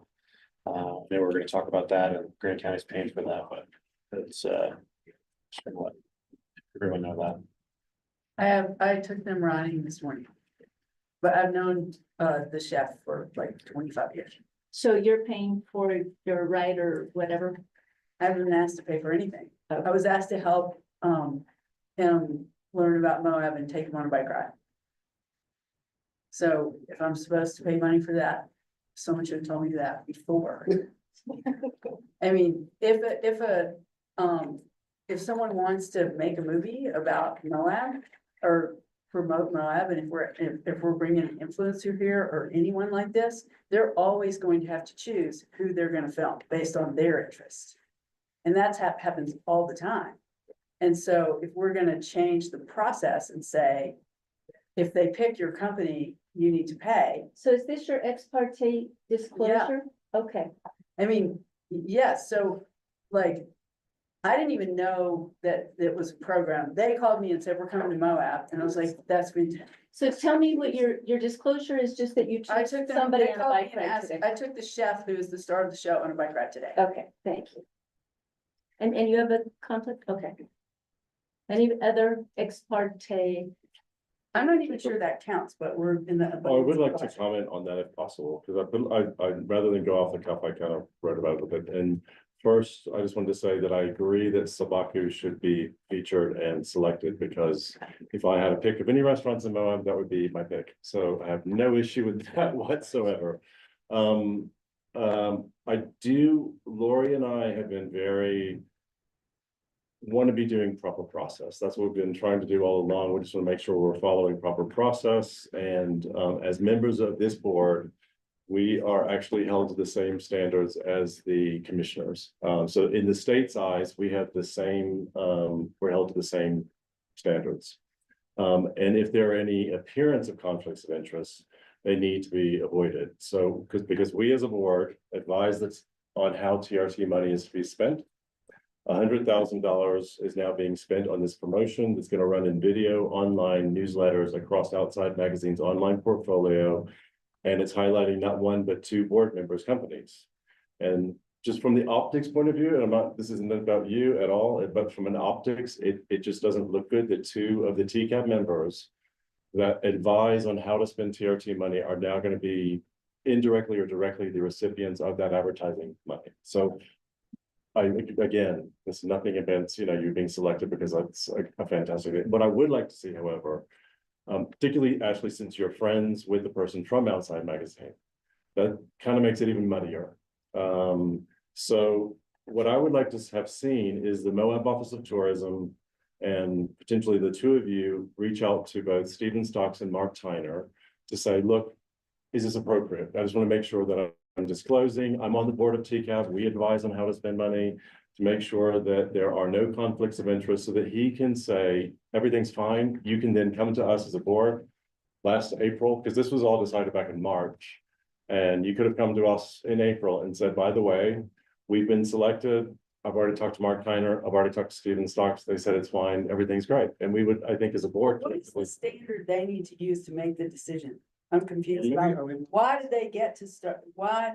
They can choose whoever they want, that's fine, because from a perception point of view, that 2 out of a board of 7, 2 of the board members, we are the ones who advise on how to spend TRT money, and 2 of the board members are now getting a $100,000 advertising campaign. It's going to be highlighting 2 of those companies.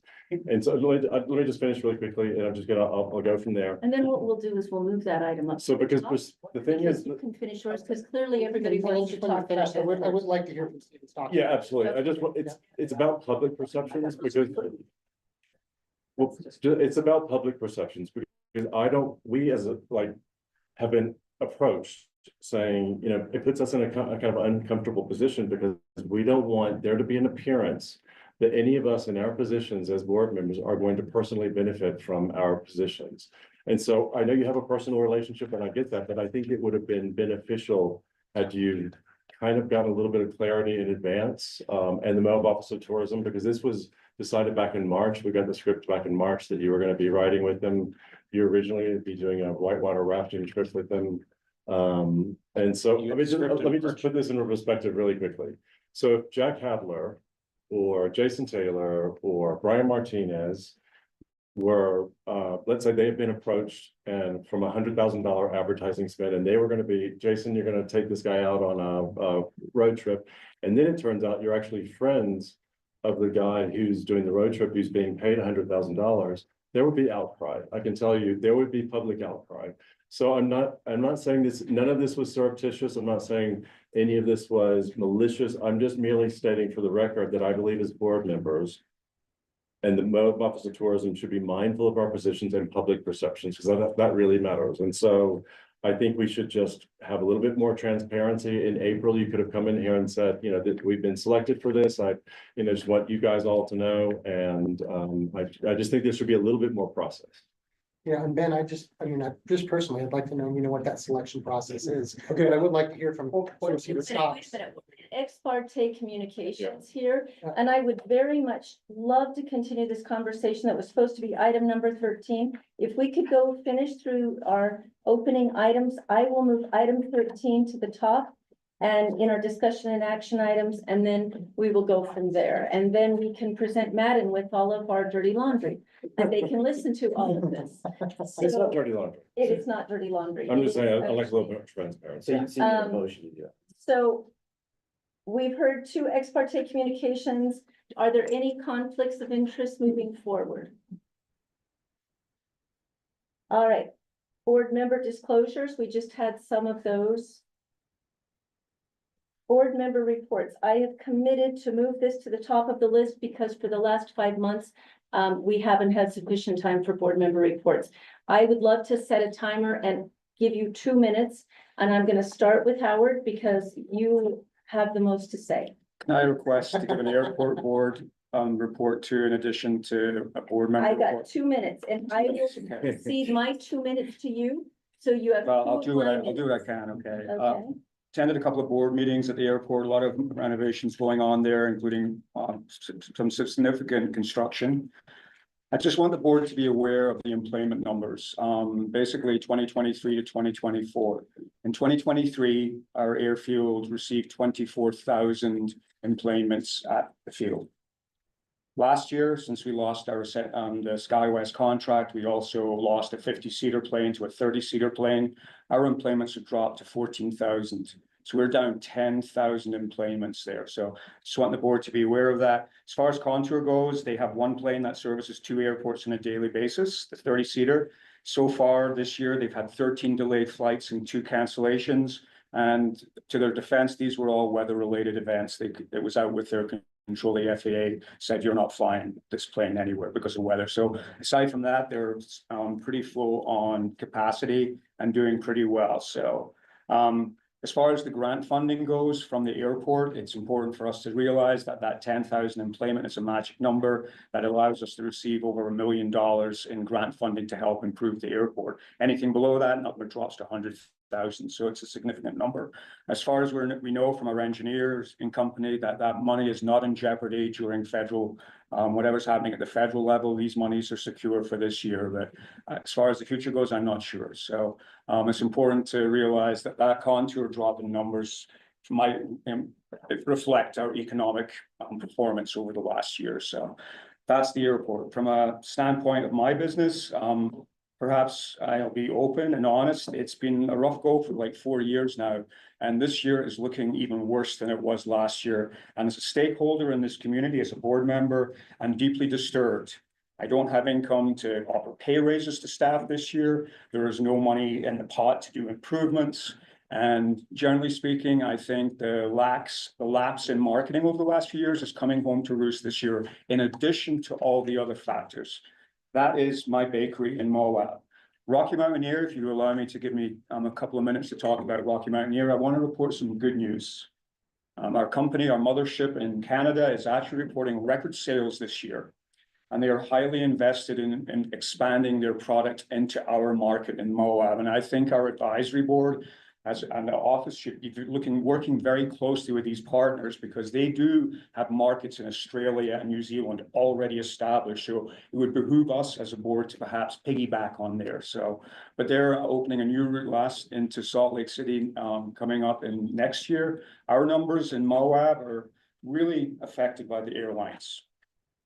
I cannot tell you how devastating that impacted. So the county losing that contract was a devastating blow to a company that is heavily invested in this community. But we're anticipating 10,000 guests this year on our routes. To put in comparison, Canada's running 100,000 guests up there. So we're hoping to climb to that number in time.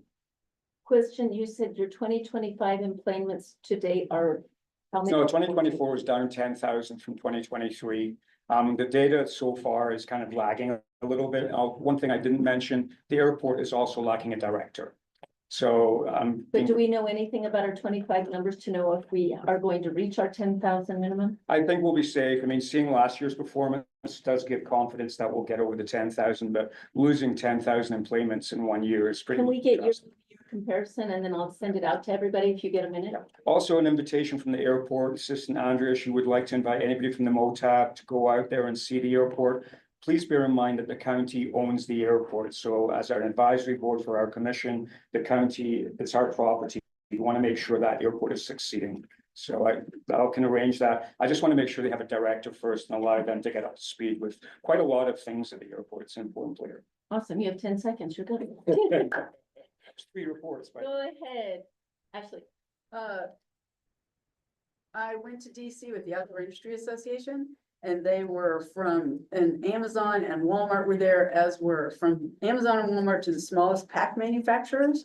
They were freaked out and panicked about the tariffs. And all of them were saying that they're telling people to keep things on the boat. I mean, don't even put things on the boat because they aren't going to pay for the tariffs. And they're talking about shortages on the shelf at Walmart. And it was all just generally bad for consumer confidence. And I really hope that the tariff situation resolves itself soon and we can get a bump up in consumer confidence. And then my business is down a little bit, but the trend is not pretty. And so we are working hard to sort that out. And finally, I would say that actually, well, I'll bring this up. I'll tell you more about this, the ride today and what we talked about when we get to that agenda item. But I have some good stuff to report about that.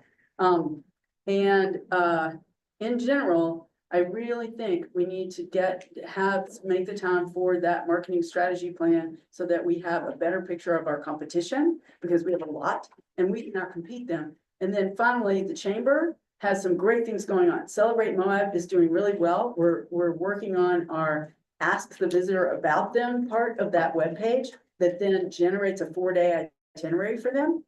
And we're using machine learning and we're using some persona work and it's a good experiment. And I'm really excited about it. I think it's really cool. And it's gonna launch, it's out there now and it's kind of learning and I'll have a more formal report later, probably in June. Yeah, 19 seconds, you're good. Sure, go ahead. Sorry to be late about this. Right. There is now bus parking on Main Street in front of the MIC, the whole part of the block from the. Parking lot. We're excited for that. I see they have the sidewalks marked, very well for trip hazards. Signs are coming as well. Yep, yes. It's marked very well on the road though, as far as bus only. The MIC, we have decided we are as of this time, we're gonna stay open 8 to 7. We'll relook at it again in another month.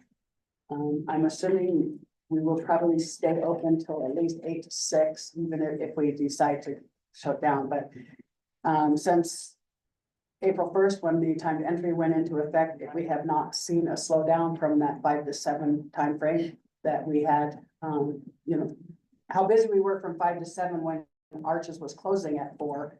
We have not seen a close or a slowdown since they're closing at 6 now, so we're staying open. We are changing the lecture times because we're staying open till 7. We're gonna change the lecture times till 6 p.m., but not this week. It'll start in June.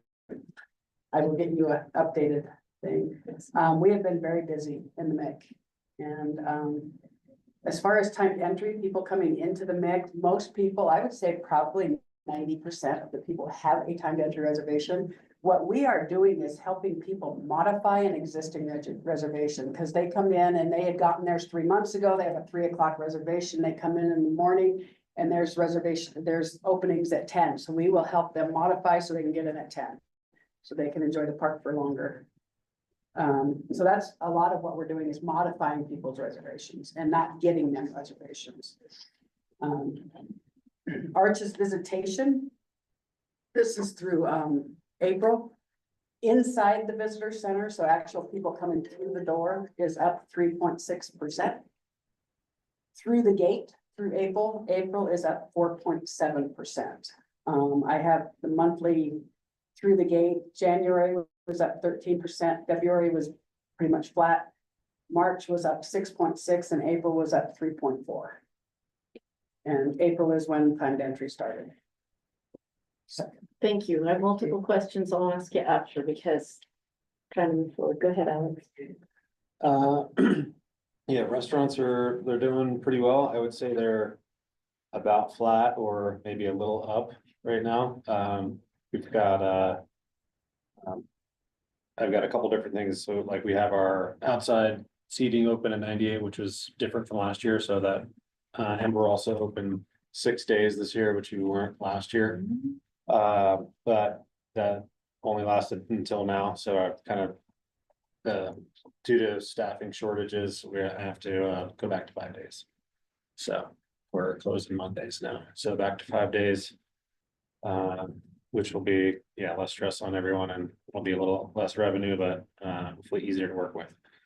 So other than that, I feel like overall town feels a lot busier than it has been. And in general, that's my feeling is that things look up and feel up. But that's my little piece of the world. It does smell really good walking by there. Okay, great. I can just, I'll keep it really quick. Okay, go ahead. Just a couple things from the commission. One is we did modify the Madden contract. I don't know if we have that completed yet, Ben, are we there? Just completed about an hour ago. Just completed about an hour ago. I know that we did move the spend for the media plan up from 1 million to 2.5. And so that was quite a big jump right there. And that's all I really got. Awesome. I will be brief because I gave my minutes to Howard gratefully. So many things to say. High Point is down for the year compared to last year, which is frightening because last year wasn't great. And that's not even adjusted for inflation. We're just pedaling along. We have hired a marketing agency and are paying them a lot of money so that we can get the job done because that's what it takes anymore. So, I'm gonna keep it with that because there's way too much more to go. Nothing, April was good, May's looking slower. And it started off okay, and now it just seems to have dropped steadily, but we'll see how it goes. Sales tax revenues are Down 12%. 12% countywide. Okay. And Jason, do you have a report you want to give us? Yeah, so things with the city, we're in our budget season right now, and we are. We have some budget items on the agenda tonight, some preliminary budgets, that we'll be going over. I'm sure that will be some good discussions. We are working on some things that, Cane Creek is almost done. I don't know if you guys have driven down it yet. It's really smooth. Way smoother than it was 2 months ago. It should be done in the next couple of weeks. It just needs to be painted and stuff. We are, working on painting, UDOT just got done painting Main Street, stuff, which I think is hopefully have brighter lines. We did that painting from the Nick, which, hopefully will help there. And then I think, as far as business goes, I can probably report like everyone else, pretty flat, and stuff. Like, we had a great spring break season, and then someone turned the tap on full blast and they turned it off, and stuff. Yeah. So we're, that's kind of where we're at. Awesome. Thank you all. And for being patient about giving board reports regularly. We're going to go to the approval of minutes for meeting on 4/8/2025. Go ahead. I'll make a motion to approve the minutes from our last meeting. Motion from Howard Trenholm to approve the minutes of the last meeting. Seconded. Second by Alex. All those who vote to approve those minutes, say Aye. thank you, it's unanimous. Okay, now, what we would like to do is move item number 13 to the top of the agenda above discussion and approval of marketing agency and strategy with Matt and Media, and open up for discussion item number 13, outside magazine road less Eaton update with timeline. And it sounds like, Stephen, you have some information from us. I did reach out multiple times to our county administrator to ask them about how to proceed with this. We did receive February 11th in our meeting. Nick did a presentation and said this was part of the Love Communications project. When Love Communications wasn't hired, I didn't realize this project was going forward. I kept reaching out to Mark Tyner. I got an answer about 12 o'clock that we need to probably be doing disclosures annually, and I'm not really sure what that means. If you could clarify any of this, I would so love it. Thank you. Okay, just in number one, whenever we engage in public service, there's a lot that goes into it, and I appreciate everybody that chooses to engage in these things. Everybody that volunteers for Grand County, there's a Grand County disclosure statement that all boards and volunteers, all the county staff have to do it. There's one for the city as well. It goes through and just kind of walks through, hey, look, if you have any conflicts of interest, any violations or anything that you want to talk about, let us know. And then it goes through and it lists out that there's certain things when we're in our positions, and I'll use for any of the examples I'll give, I'll use myself or commissioners. But there's certain things that we can't do, and we can't utilize our position to get additional benefits. So for example, they list in here that we can't use our position to reveal confidential information. We can't get special privileges, except investment or employment that would reasonably interfere with the ethical performance of their public duties. Take, solicit, receive gifts or loans for themselves. And there's a requirement to disclose if you have any business relationships or any compensation for any transaction involved with the county. Those are all set by the Grand County Ordinance, which is 593, that sets out the prohibited acts. And then that's connected with the Utah Code, which is 17-16A-4, which discloses what gifts are and what things we can't take or receive benefits for. So for example, if I handle a case and I prosecute the case and people are really ecstatic about it, and so let's say I went up to a restaurant and they said, oh, we're going to cover the bill for you.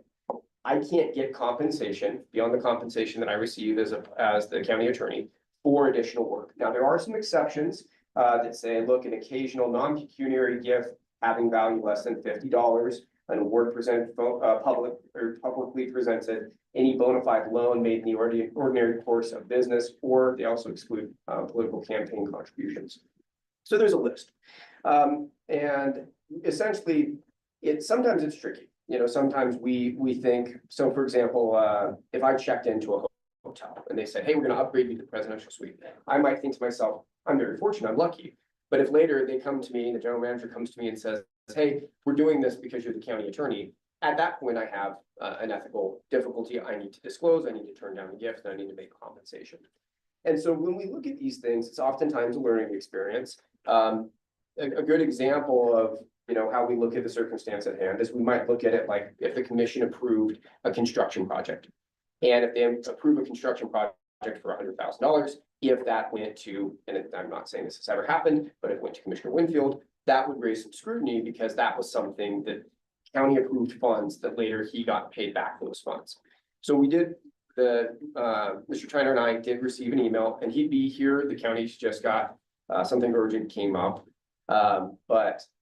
We've talked about this item, and it's something that we have to be really careful about, because whenever your board approves anything financially, you've got to just be very mindful about what comes later down the road if they want to give a benefit. Now, somebody might say that's really difficult to be on a board because that'll limit your opportunities. And that's true. Unfortunately, when you take on public service, it limits the opportunities. Like if there was a grant that the commission was giving out for small businesses, I can't use my small business to do that unless I disclosed. The clean way to do it, and we've had examples of this. Commissioner McCurdy received an HDHO application. He applied for it, he disclosed it, applied and recused himself from it. When you do that and give a disclosure and recuse yourself, you put it in the most clean way possible, because then everyone else that voted for it, they did so with you publicly disclosing and making that exception. Now, there are certain times when it comes up later. And so the best practice for these things is if something's funky or something comes up, or later you realize that the funding comes from maybe a source that you're connected to based on this position, just a disclosure, because a disclosure cures a lot of the things that as long as you make that disclosure, because there may be a benefit that you receive, you know, way down the road, but then your life changes. So like, for example, if I was receiving an annual grant from the county and then I later became the county attorney, well, then I would say, hey, wait, I've got this grant that I was receiving and I disclose that. Now, if they want to continue giving me that grant, which there's no grant, but if they want to continue giving me that grant, although I've disclosed, then that's the decision that's on the commission or other commissioners if I was commissioner and disclose that. So I think that's a good starting off point. Everybody annually has to complete this disclosure. If you haven't, that's something that we can make sure that it's circulated. All officers, employees, and volunteers have to do the disclosure statement. Oftentimes, and let me add this one caveat.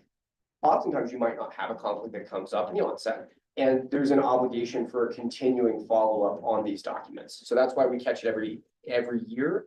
And then there could be circumstances that change. When in doubt, disclose. That's what myself and the other attorney that's helped out a lot on this, Gavin Anderson, who works at Salt Lake County.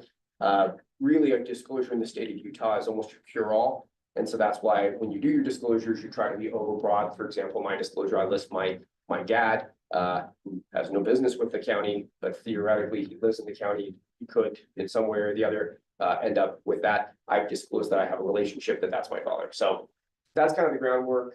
Questions? Can we use my real life example, please? Sure. Okay. Last fall, when the Road Less Eaten from Outside Magazine was originally scheduled to come here, I got a call that they were coming because I know them. And they said, we'd love for you to help us do the ride part. And I said, sure. I was not on this board at that time. And then I got on this board and I kind of forgot about the whole thing until all of a sudden it was happening. And furthermore, I didn't promote my company actually. I wore something that said my company, but what I did was I promoted Moab because that was the point of the ride. And they had notes about things that the office wanted to make sure we brought up, like art and food and SAR, how we are experts in that, and all the different things that you can do here. So I kept talking about how great Moab was, how there's a million activities that, and that we are the best recreation destination in the world, blah, blah, blah, blah, blah. And, so I never, Bijou has been on a Western Spirit trip, so he mentioned that. I never mentioned it. And we actually didn't get a chance to talk about outer bike, which actually would have been a good idea, because outer bike is something that benefits the whole community because it fills hotel rooms, blah, blah, blah. But the problem here, and you're right, the problem is so I should fill out some kind of disclosure, but really, because so what happens is if our committee spends money on an influencer or press or anybody who's coming here, we say, come to Moab and check it out. We used to get these calls that said, do you want to do a FAM thing? And you would put your name in, or I don't even remember how, and sometimes we get chosen. Okay, great. But so in this case, nobody called me to say, will you help this with this? Or if you do help with the, like, I had no real, I mean, maybe I should have thought about this, but I didn't connect those dots that like, And again, I wasn't saying you got it. no, I get it. I It's get just it, that but I in the spring, it understand. says, it mentions Western Spirit in all this text. that's Sure, was but being presented. but the problem I'm trying to solve, I mean, there's two problems. If I need to file a disclosure, I'm happy to. If we do, we will. But the problem I'm trying to solve is when a company comes, or sorry, when any kind of press, when we have the PR firm, and hopefully they're sending people, influencers, press, TV shows to visit us, we should, if they pick a board member, then we either need to decline or disclose. That's what you're saying. Well, so there's caveats, like. First, if somebody comes in town, let's say we pay for an influencer, some journalist to come to town, and they go eat at Sabaki Sushi, and they go eat at Sunset, and they go on a tour. Yeah, they and- choose where Right. they're going. I think if they just walk in and we don't know them, then no, there's no way that you guys could be assumed to know that they are part of that organization. Well, they're not just gonna walk in. I mean, maybe they'll Right. walk into a restaurant, but for a tour, they're Right. gonna book in advance. Sure. So So the. I am gonna know. Right, so the caveat is, but it also depends. I think they can go on your website. I've never booked a bike tour with you, but can they go on their website and click through it and pay for it? Yeah, but they didn't. And I didn't take them Okay. on a tour. I Right. took them on a fake bike ride. Like, Right. and to talk about how great Moab is for an hour.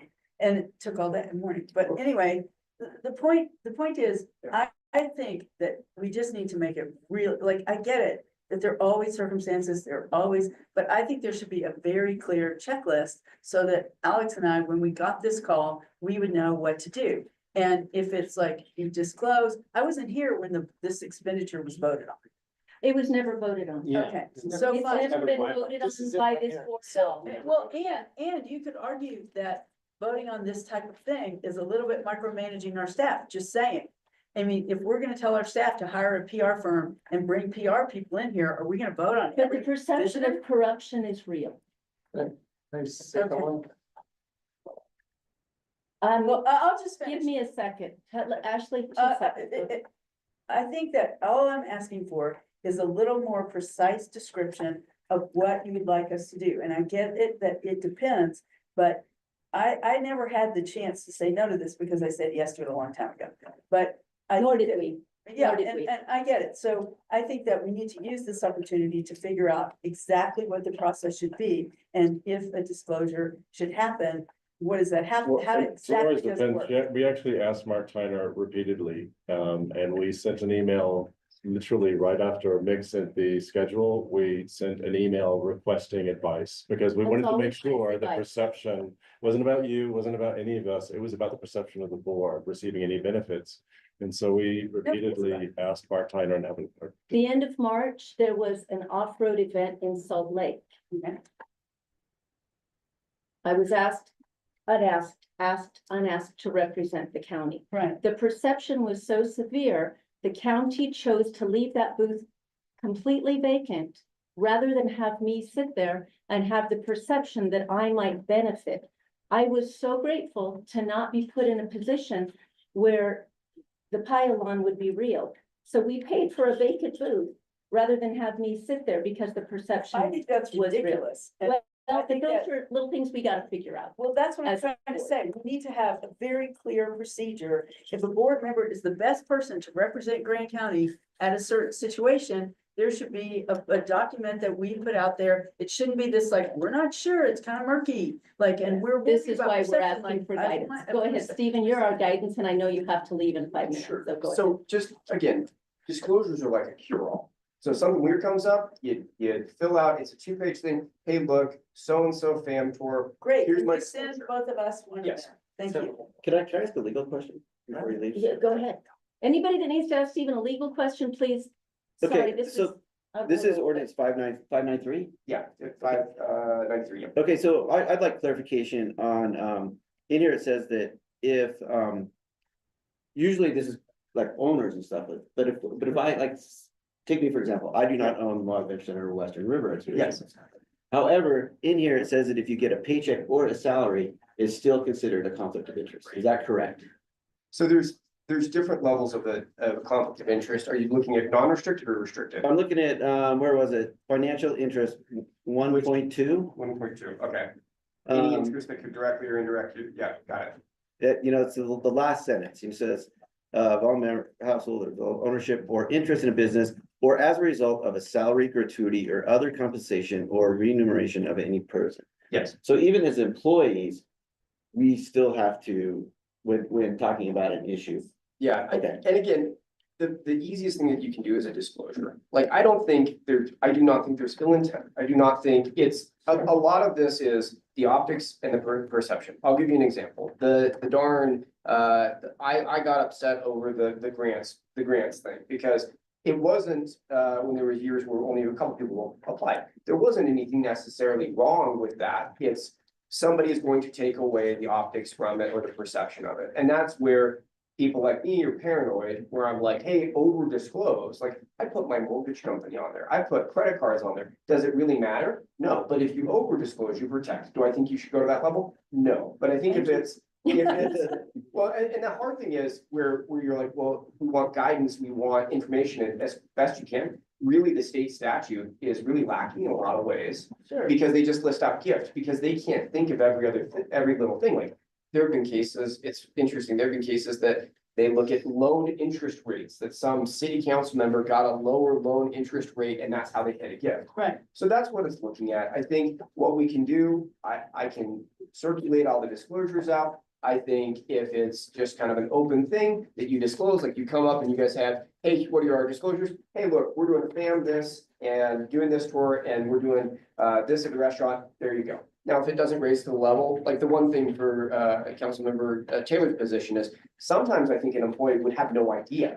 You know, if you're an employee at a level, you don't know if Sunset Grill has been catering for something this board has applied. And that's where it comes into like, once you're aware of it, you disclose. Right, and this isn't, I get it that there is this presumption of benefit, but really, like, we need to get very specific about these influencers, these video people, this press.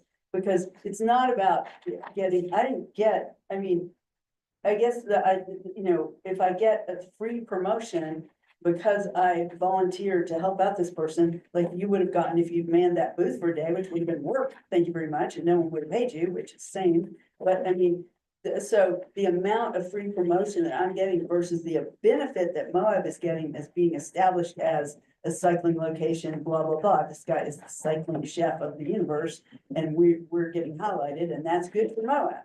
So should I have flipped it to some other cyclist in Moab? I don't know, but that is so I think, I get it that there are all these examples, but we need to be really specific about, because we're about, with the PR firm, God willing, we're about to get a lot more with these people.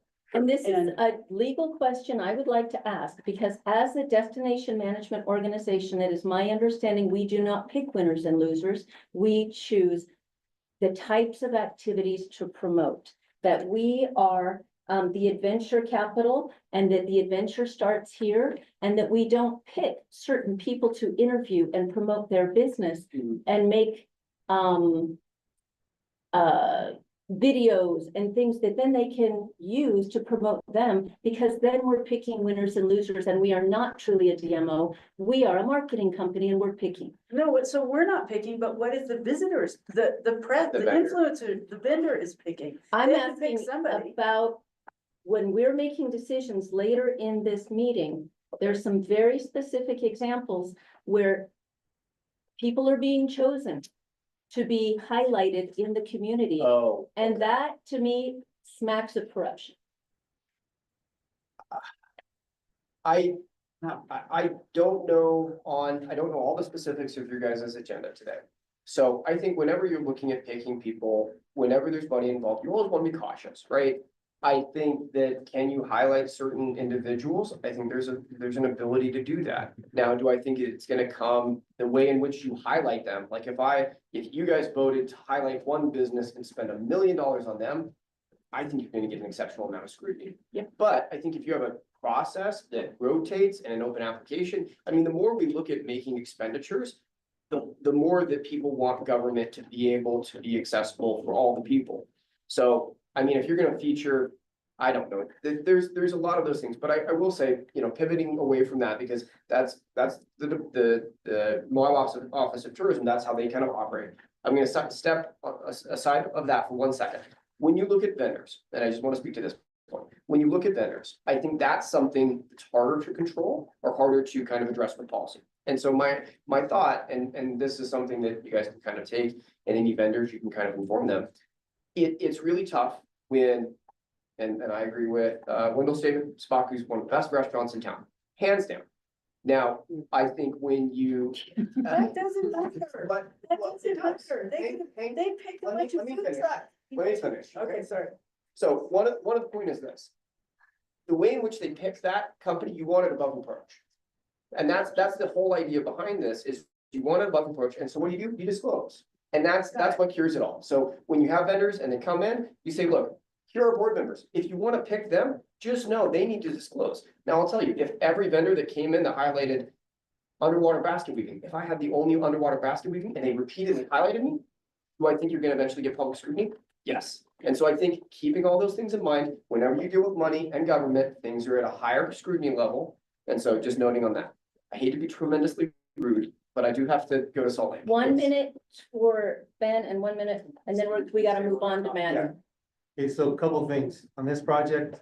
This was approved by the TCAB June 11, 2024. It was approved by the commission in June of 24. This was part of our co-op plan. We engage in projects like this all the time. The project outside had editorial review. We did not pick anybody. We did not choose who got to be in this. They did. We gave them activities. We showed them what was available. They researched it. They got to pick who they dealt with. We had no say in that. Now, I do like this disclosure. We're not saying. No. I just want to say something. We're not insinuating that at all. I appreciate that we're having this conversation because we're always in a gray area. We have a lot of fans. We have fans that actually pay. We have fans that come to entities here that are booked by the Utah Office of Tourism. So for instance, we had GoPro. We were a big part of that. People got paid for that. We try and put it out like an RFP. When I got here, there was a certain location that was seeming to get all of the fam lodging. Well, we had a board member last year that said this should be RFP type. So we put this out. We have a fam coming here next week where we've asked a bunch of hotels. First one that responded, their turn. I know that we've gone to almost everyone's business around this table and paid money one way or the other. So that disclosure is great. I hope, I would have assumed that you guys all had your disclosures in because that's the function of the board. No, absolutely. So we all have to have it working here. I mean, I don't do stuff because my wife's on a couple boards. I know Mick's on boards. We all have to step up. But on this one, we had no say in who they picked. And that's Howard, not, you're and next. that was not the, And that it's was the not- next bill. we were not insinuating that whatsoever. And again, I echo what Wendell said about you as individuals wearing your business caps. However, not only are we accountable to the county's rule of ethics and codes, we're also accountable to the state and the state auditors. All of us are required to take the state auditor training, which goes through all of the ethics. my experience on this board prior, I wouldn't touch anything. I didn't want any public perception that I was benefiting in even a minor way from being a member of this board. And I'm really sensitive right now that we're particularly under the microscope from the state of Utah with this public tax. And the optics are exactly what I'm saying too. And I'm nothing against you. It's a great opportunity. I mean, but if you put your tribal council advisor cap on representing everybody, it just looks iffy. And that's really all I have to say. And I just want to make sure that our compliance sets a standard at the state level, because we don't want to jeopardize getting any funding that we need for these emergency funds that we spent an hour discussing. So this is concerning to me. So are you satisfied if we fill out the disclosure forms as we're instructed to, will you be satisfied with that? Or You just are disclosed, in my opinion, you just closed right now. Okay, so is that, I mean, what else would you Just say next, well, one It's way the to think about it, so next time, let someone else do it, thanks, Stephen. Is that, And all right, one- or should we have a policy? One quick note, you could do an oral disclosure. Commissioners frequently do that. An oral disclosure is just like doing the form. It's captured, recorded. I mean, it's probably even better notice to orally do it than to do the filing, but you have to do the annual filings every year because the oral one is, you just let 20 people or 100 people are here. I'm gonna agree and leave. Thank you, Chair. Thank you, everyone else. We'll move on to the next thing after, because it's 4 o'clock and we'll never get through the agenda. But I mean, I would love the legal interpretation, but you guys just disclosed today, as far as I'm concerned, it's on the record. If people have a challenge to it, at least as a board, we're not appearing to be cloaking something about that. Give me a second, Jason, and then seriously, we gotta move on. Go ahead, Jason. No, I was just gonna bring up that, I don't understand, I understand these guys, but like, the Utah Stories is a great example. You know, the Utah Stories, we paid for it, Utah Stories got published. There are businesses like mine, like Brian's, and a bunch of other companies that I had no idea that my business was in there till it came out. But you were How- careful about it. No, I wasn't careful. Well, afterwards, you let us all know you were very Well, quick. well, But, you know, but still, like that one is a great example where, you know, you guys paid for it. You guys saw those articles come out before they came out. We did. That we could have, within the media, that needs to be a policy, you know, so that something gets sent out saying, hey, just so you know, this is coming up, you know, so that, you know, we know, you know, because I was like, holy crap, I'm listed in here and people are gonna think that I'm in here because I'm on the board, you know, and stuff. So I just think that there needs to be better communication. If we're paying for something, we should know what we're paying for before it comes out to the public and something gets set up. By we, you mean the committee? What's that? By we, Board. in that, you mean the board? Either the board or someone who proof, you know, who looks at it and goes, hey, this is coming your way, you know, just so you know. Last one, Sharon. I just wanted to say, I think we all know disclose. So let's get over that. But we really haven't had an update on this. What's the timeline? What's going on with it? I don't know, even, alls I know is they went to his restaurants and she took them out. I mean, is there a timeline when this is coming out? August. What's the? Yeah, it's all on the agenda. Schedule attached. But It's all. the agenda that you didn't see attached, you're gonna have like 250 pages of reading. And one last thing on that Yeah. is we Yeah. did move that over from Love to Madden. So Madden is taking on the IO. Okay, so this was a co-op. It It's is already it is a paid for, co-op. and it was paid for in the 2024 budget. It's already Part of paid. it was, it's matched, so it's half, so look, when you see that number, we're paying half the cost. So Is it's it already paid for or paid is it for. earmarked? The 25,000 was paid, 65,000 is still gonna be due on the co-op. But it'll be 2024, co-op Yes, dollars, not yes, twenty it's, twenty-five. yes. it's I've had so many questions 2024, about this and I'm trying to 2024, research it. 25, so it won't be the 25, 26. Okay, awesome. It won't be the one we're applying for. Does anybody have any other road less eaten questions before we move on to introduce Madden? Do we have to take any action? How does your trip go today? Great, I'm a Okay. professional, I took care of him, I made sure he didn't wreck, I made sure he did trails that he could ride, and I made sure they stayed off the crypto, and it was fine. And I no doubt you're promoting Yes, biking absolutely, in. yeah. I was Community. promoting everything in Moab, all things Moab, Agreed, food. and I know you have to go, but Well, yeah, Go ahead. the filming of Road Less Eaten is literally gonna happen at the restaurant like right now, so I'm gonna leave in the next couple minutes, but. That's it, I will just do my best to just promote Moab and culinary, so. As soon as they eat the food, they're gonna know it's great. Yeah, exactly. It's just how it is. That's why we vote. Oh, we don't go to a lot of restaurants. It's going Yeah. for like Usually waiting. seven or eight Yeah. restaurants. Yeah, food Madden is trucks, patiently yeah. waiting. You're welcome to Okay. please go promote. Yeah, I want to hear a little bit more about Matt. And you can always listen back. All right. Yeah, for sure. I am going to pivot a little bit. Approval of marketing agency strategy and plan with Madden Media. I do not know you, Leslie. Welcome to our madness. Thank you. Thank you for welcoming me in. This has been great to listen to while I've been here and take it all in. So yeah, here representing Madden Media. So my name is Leslie Roball. I am our senior destination strategist. So really that means I'm kind of your main person day in and day out. And then I am supported by a day-to-day team of about 25 to 30, but then a full team of 200 strong that we bring in and add depth to our team as needed to support the work. So right now we are working on finalizing some information for our kickoff with the staff later this week. And then we're also working to be there with you guys in market late next week. Want to make sure that we have an opportunity to get in market relatively quickly and really just as we defined within our proposal, really establishing what those key business objectives are. And then ensuring that whatever those goals are that are in service to what you guys need to accomplish, that we have those KPIs and tactics set up to support that. So yes, a lot of movement will be taking place over the next couple of weeks and couple months. Awesome.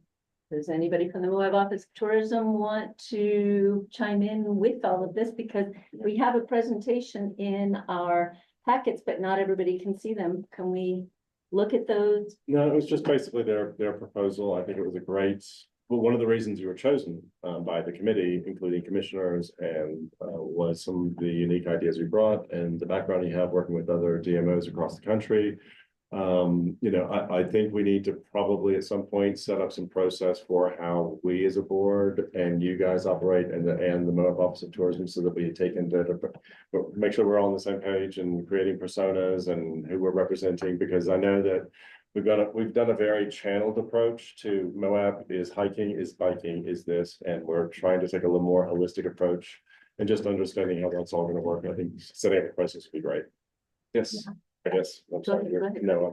Well, to your point, so we took the big RFP response and what we've been working on is getting that into objective contract terms. So we worked hard with Leslie and Stephen Bowles and Stephen Stocks. Right. We have that now. So that gives hopefully the same set of measurement criteria for the MTAB board that is objective and can check off. But that being said, we're a clean slate. So the MTAB board, these guys are gonna be drinking out of a fire hose here in terms of creating strategy and stuff. This is now the time to engage and work together on creating the strategy that is applied by the bylaws to then direct Absolutely. And that. also, So we need to figure out a way to be informing each other, even if it may even be determined on some special time meetings that aren't on just normal monthly schedule. Yay, can't wait, dying to help with that and getting our strategy like dialed and having proposals to respond to and yay. What I say to that. Finally, Go ahead, Sharon. I just want to say, can we remember to, like, raise your hand and stuff? Howard's had his hand up. For a while. Coming in front of him, so. That's Howard. Yes. A couple of questions that were fielded to me. Where's Madden based? Where are their headquarters? Tucson. Tucson. Yep. And then I We are- also, I was looking at their correct website. They also offer PR options too as a media company. Go ahead, Leslie. Chime in. Yes, yeah. So we are based in Tucson.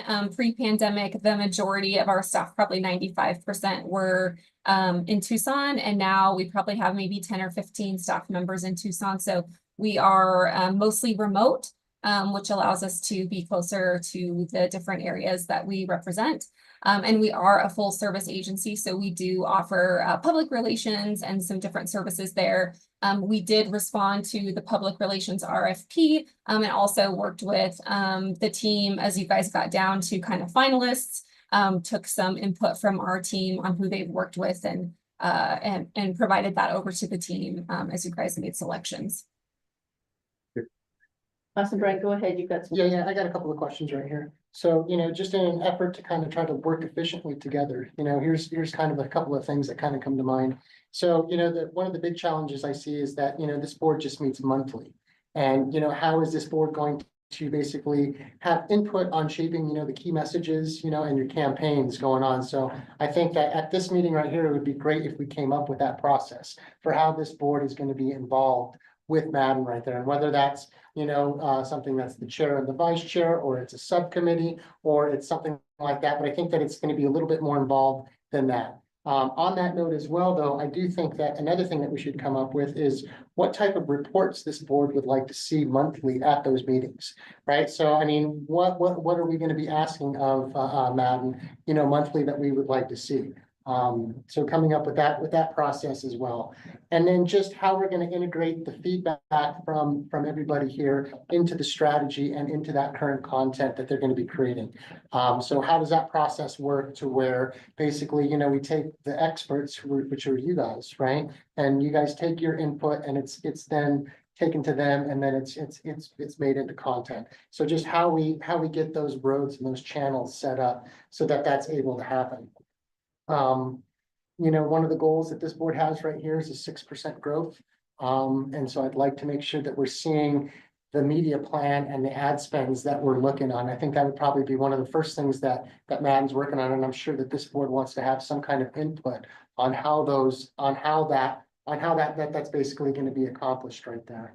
But as well as just that 6% growth, right? I don't think that we want to not, or to forget about that 3-year plan, right? That higher end of the funnel as well, and those people who are going to be coming 3 years down the road.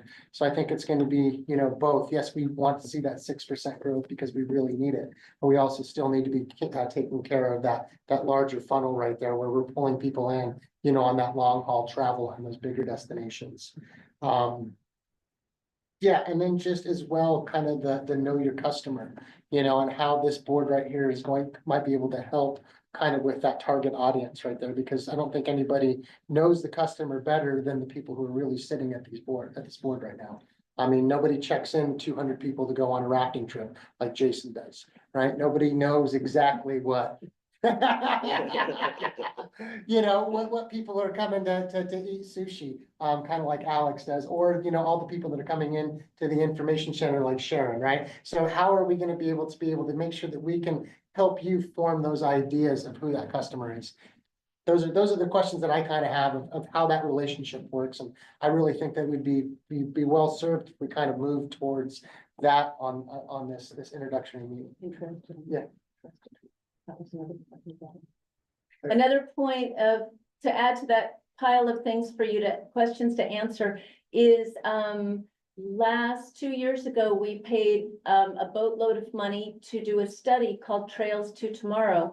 And we are curious how you might have informed your content. I don't see, in a lot of these presentations, I don't see on what 20% of our economy is based on. People come here to go off-road. And I think it's important to acknowledge that that is a part of our history. When we have public relations problems, it's mostly about off-road. And these are things that are going to be delicate to be dealt with and need to be part of our story going forward, as well as the huge piece that you probably already know is biking and food. These are all pieces of the puzzle that we feel as a board, that is our function, is to help inform you so we can have a brand. Last year, we abandoned the brand of that we're the adventure capital, but I still think we are. And so those are things that I think that we should be focusing on going forward. And now somebody else gets a turn, Sharon. I like Brian's idea questions that I had. possibly doing a committee and not, so the whole board doesn't have to be, involved in this. I think too many hands in the pot is too much. But I think the 1 and 2 priorities, I think, and they go hand in hand, is open and honest and professional communication between the board and the staff. And also, we need to trust the staff to do their jobs, and as they're doing a great job. I know Mick has been working very hard, making sure we have the information we need. So I think if we get a committee together to go over some of these things that we want to make sure is communicated to Madden, and then make sure the staff is involved in these communications too, so that we're all on the same page. And then we can have Leslie, do you? sorry. Okay. I know monthly reports are nice, but I really don't want to get back to how we were with Love Communication. With every month, they were taking up a half an hour to an hour of the same exact thing they said the month before. So I think if Madden doesn't have an update, that they don't need to give us a report. I mean, they could just send an email out or saying, you know, hey, That's a report. everything's on track, everything is going great. We don't need to Monthly report, come but maybe they waste your don't time. have to present. Yeah. Yeah. Right. Because what I reckon would- Leslie, I'm gonna that's the right circle numbers. back around because we're losing time. Would you please address the questions that Brian asked? Because I had cut him off a little bit. Yes, and please call me out if I miss one of those. So kind of the first piece there, talking about making sure you guys are integrated from the beginning. So when we talk about being there in person, really our goal is to have a collaborative meeting, collaborative time and afternoon. So it'd be Thursday, the 22nd. I haven't even talked to the Moab team about this, so we're all getting this information fresh, where we can meet collectively and we can, as a team, decide what are our main goals that we're trying to accomplish together. Right now, we have presented, here's our recommendation at a high level of what our media plan is, but obviously we've done that in isolation. So we need to make sure that we're all connecting together, understanding your guys' viewpoint, and then what we'll do is work on then defining what those goals are, coming back to you and saying, okay, here are the goals that we all are on the same page for what we want to accomplish. And then here are those key performance indicators, whether that's impressions, room nights, so on, that, you know, really ladder up to those KBOs. So the first piece would, yes, definitely making sure that we are all together to start this off. You know, we come in and want to be the experts in marketing the destination, but we look to you as the experts at the destination to provide us information that we might not be able to immediately find ourselves. Specific to kind of the board and then the staff, and then as well as potentially a marketing committee. So what we have seen some success with is creating a marketing committee that has both the staff as well as members of your board involved with that. So usually what we're doing there is we're providing reporting to that committee, working with that committee to go through whatever those kind of in-depth questions are, really kind of pulling at the strings to see if anything unravels. And then from there, with that team, then kind of laddering up whatever information we need to the larger board. That is usually some kind of monthly report. I'm always on hand to deliver those. And then specific to that reporting piece, a lot of times what we do is we are very in the weeds on a month-to-month basis, and it's very easy to get caught up in the weeds and the click-through rates and the impressions and the things that are like, great, I want to know about impact.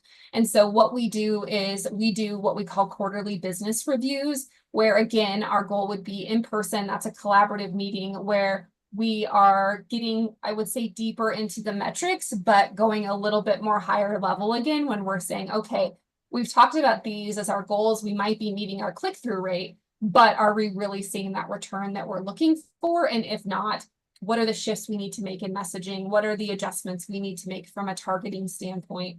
So I would say a really good balance between that. Okay, let's focus on the weeds on a monthly standpoint, but really pull ourselves collectively out of that to see how that's laddering up to those larger goals on a quarterly basis. So that's kind of how we look at, you know, working where we have a lot of different stakeholders there. Let me see what other questions you had.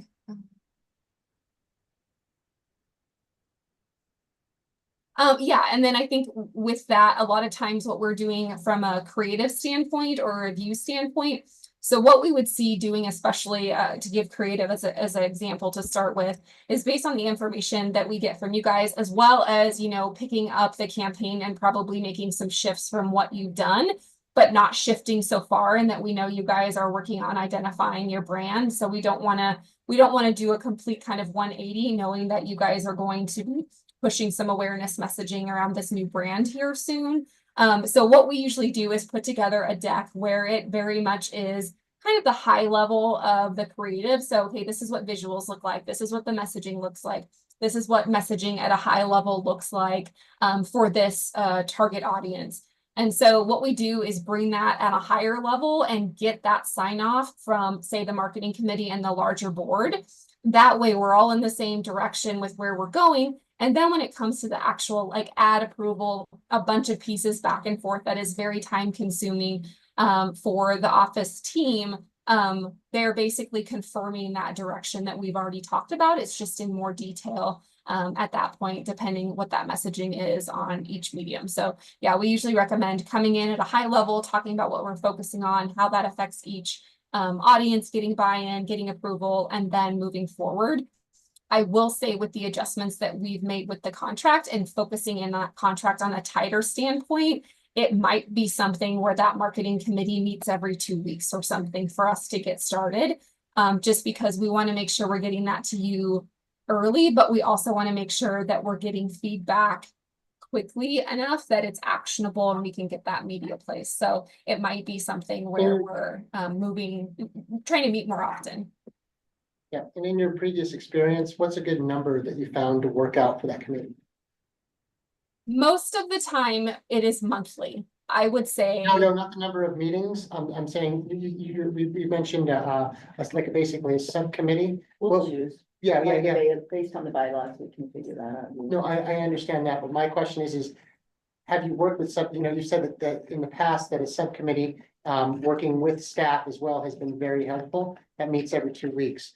What is the number of folks on that? That does seem like it's helpful, right? So if we were to form that subcommittee, right, what would be the ideal number for you to see? I mean, because too many, what was it that you said? Too many cooks. Too many cooks in the kitchen, right? And then also what's going to be a fair representation of the board as well. So I just wanted to hear your. Yeah, that's usually about 5 to 8. I think once you get in the double digits, it gets a little bit harder, but 5 to 8 also accounts for maybe not everyone being able to attend those meetings. So can I make one idea? Just throw it out there, maybe. There is like, I've been involved in a lot of strategy workshops that last like 3 or 4 hours, not 20. You know, doesn't, good luck, have fun. All right, thank you. Like, Good luck. So if we did a retreat type thing where we talked at a very high level about our strategy and our goals, I get it. Like the goals of 6% and these goals, there's also this basic, like, who are we really? And when we talk about the 3-year customer, what is our investment in the long-term reputation and branding of Moab? I mean, right now, we're really focusing on welcoming, but that's not going to get us where we need to be. We have to be more strategic than that. And I think, like talking about who is our competition? How are we differentiating ourselves? Going through straight out marketing 101 strat planning. Because I feel like everyone on this board has a lot to offer on this. And I think if we spent that time and did like a facilitated strat planning moment, then that would give the office this high level direction that you need so that when you're and the committee, the direction that they need. So I just think that a marketing strategic plan and doing an exercise, maybe it's 3 or 4 hours, maybe you guys run it for us and we talk about workshop. Who is our customer? What are the different categories of our customer? What are the channels that those customers listen to? And who is our competition? Like we never talk about that. We just talk about spending money. And we don't talk about investing in the recreation assets or different new markets. I mean, like we have this huge opportunity in hiking that we haven't done anything about. And the chamber is working towards this. And we're also working on that OHV initiative and we might have a corporate funding. And so there is a lot of, I just wonder if, to start this journey with you, if we said, could we find a time to do like a 3 or 4 hour facilitated strategic planning session that would then give the committee some shape? I'm gonna look at scheduling a workshop with Dana, and then we'll go from there. We can look at all the workshops going forward, and we might even bump that. Are there any final questions for Leslie? We've got 32 minutes, and MTAB has a ton, or MOT has a ton of requested things that we need to look at. I do have a question for her, just go ahead. Sorry, I would just add that a lot of those things we would plan on discussing during that KBO session is talking about who your competitors, not only who are your competitors from a dollar standpoint, who are your competitors from an aspirational standpoint. So those should all really be those discussions that are kind of laddering up to those goals. So yeah, we would really want to use really an afternoon. So I would say, yeah, probably 3 or 4 hours to come up with that plan together and then come back and present something a little bit more solid, but obviously want to integrate anything you guys are doing from a workshop standpoint and those findings, discussions, whatnot, as we move forward. That would be the whole board, because we have a really unique board and there's a lot of input that needs to be done with the workshop. Leslie, are there any questions you have for us? Not at this time, but don't worry, they will start coming to you. Yay. Yay. Thank you so much for hanging with us through this, and we're gonna move on to the next item. Okay. Go ahead. I don't want to sound negative. I think this board is very important. But I've also noticed how everyone's talking about, we need more workshops, we need more of this, we need more of this. We do have to remember, some of us do work. I am off the clock at my job when I come to these. So I can't just up and come to a meeting, a 3 or 4 hour meeting, anytime anyone wants. Just to be aware, if you set up a meeting, I will try my best to be there, but you know, some of us do have to work other jobs. And some of us are in charge of a lot more staff and needing to make sure, I mean, I left my whole schedule that I'm right in the middle of trying to do to come to this meeting at 2 o'clock. So just, I know workshops are great, but when we signed up for this board, it was for 1 meeting a month, except for July. Okay. Awesome. Moving on to item number 5, review and approve who is Moab as a contractor. We have in our agenda 3 different choices that have been given, and I would make a motion to vote on those.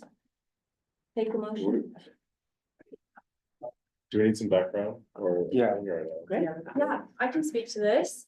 So a few months ago, I brought this project to the board and it was approved to move forward and start collecting these informal quotes. So we got quotes from Fisher Creative, 3TR Media, and also Real Creative. I think the 2 most competitive quotes are from Real Creative and Fisher Creative. Something that's great about Fisher Creative is that they have a local here, Scott Rogers, who actually came to us with an idea like this as well, and then pitched this project. And so now we're in this bidding process. But this would come out of the creative services budget line. Essentially, we would engage a video production company to create these social media videos for us that can highlight locals and really encourage people to like come into town and experience more than just like camping and being outside in Moab. And what is the cost? I didn't see a Yeah. quote in Fisher at all. Yes, so the cost, sorry, I can add these budgets, but the cost for Fisher was about $50,000, this $49,982. And then Say Fisher again, please. oh yeah, the Fisher Creative cost, they quoted us at $49,000, $49,982. And they laid out a timeline, this post-production until around May 2026. And then Real Creative, gave us a quote around $19,000 to $24,000. What was that for What was that for real? Oh, for Real Creative, it was $19,000 to $24,000. And they would be creating assets for us to use in perpetuity, which would be great. To the questions for the. Who do you think's best? Is the I like office? 3TR. I think they present the most economical, wide-ranging, targeted for what we're looking for. And I think 49,982 is ridiculous. Yeah, I found the 3TR media pitch deck to feel pretty impersonal. I reached out to them and they didn't schedule a meeting with me. They didn't want to chat, but Fisher and Real Creative did. And so I would really love to engage Real Creative. And I understand that $50,000 is a high ask from Fisher Creative. And maybe this would be a way that we could engage that, like buy some of their stock footage or something if they're local to Moab. But I recommend Real Creative. I liked the Real Creative trailers. They did some really great, really good stuff. We've done some. They've done some stuff that's very similar to what, like, our Taco Destination, which I thought was great, and their price was good. And, yeah, I mean, I just looking at all the ones that they've done, that the Real Creative was similar to what I would think they would be able to do here. Yeah, I think so too. And I like the idea of engaging multiple video partners, and we all understand the power that video has, especially on social media. That's always our most engaging content. Like even when I've been experimenting with some boosted posts, are just organic reels always get more views.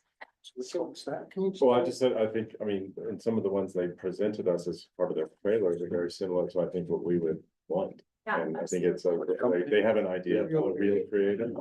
And they need to include a broader product mix, I would say. Okay, wait a minute. Let's go back to, Make a motion. let's go back to hand raising. Howard, do you have a question? No, I was gonna make a motion Sure. Go ahead. to approve the, Who is Moab contract for our, for this agenda item. So what we have to do is do enough research that we're ready to spend the money to make a choice between Real Creative, 3TR, and Fisher. So we just need to modify our motion. So can we have discussion for a minute before we move? We can have discussion. for I need a 3 second. minutes. Yeah, go ahead, Ashley. I feel like that the 3TR one has a lot of boilerplate about what they normally do for people, which is fine. But I feel like the Real Creative is a little closer to what we need, but the examples that they gave are not like when we, this is what our strategic planning needs to do. We need to tell them who is Moab. We need to tell them. Correct. So we want you to take this approach and this packaging or whatever you call it. And we want it to go to these sectors. Do you have a motion? Put a motion. Okay, so I think that I feel like we need to take the recommendation of staff. I also feel like it's the most authentic. I think it's, Scotty works for them. Scotty worked for Fisher. Okay, Scotty's really busy. So, okay, so so I think he's in Everest right now. But I do think that part of the reason we need to have our retreat and really be clear on who our segments are and making sure that all of our segments from OHV to base jumping, we just in general, that we need to be better talking to them about for this, we want these major segments. And so I think that that's why our strategic plan needs to happen so that when we give them if we hire them and we fine tune their approach, that it includes all the So segments. let's table this until after. Yeah, okay. Yeah, that was not. So I'm gonna back to. Ally, can I get back to my original question that I We have to table this then. Okay, I think that we approve, I would like to take staff recommendation and approve Real Creative for this project. Second. Okay, what do you? I still have a question. Okay, we literally have 1 minute, so Mick, go I was just ahead. nervous that it was not gonna move forward, so I wanted to prompt Ally about like our need for content. That's the Yes. motivation of this, and Yeah. Ashley's ideas about like, you know, getting our hands around our whole story, and these things are great, but we don't want to stop that from content creation, and Ally's doing that by herself, right? So I just wanted to prompt her a little bit to speak to that. We were getting into the nitty gritty of the.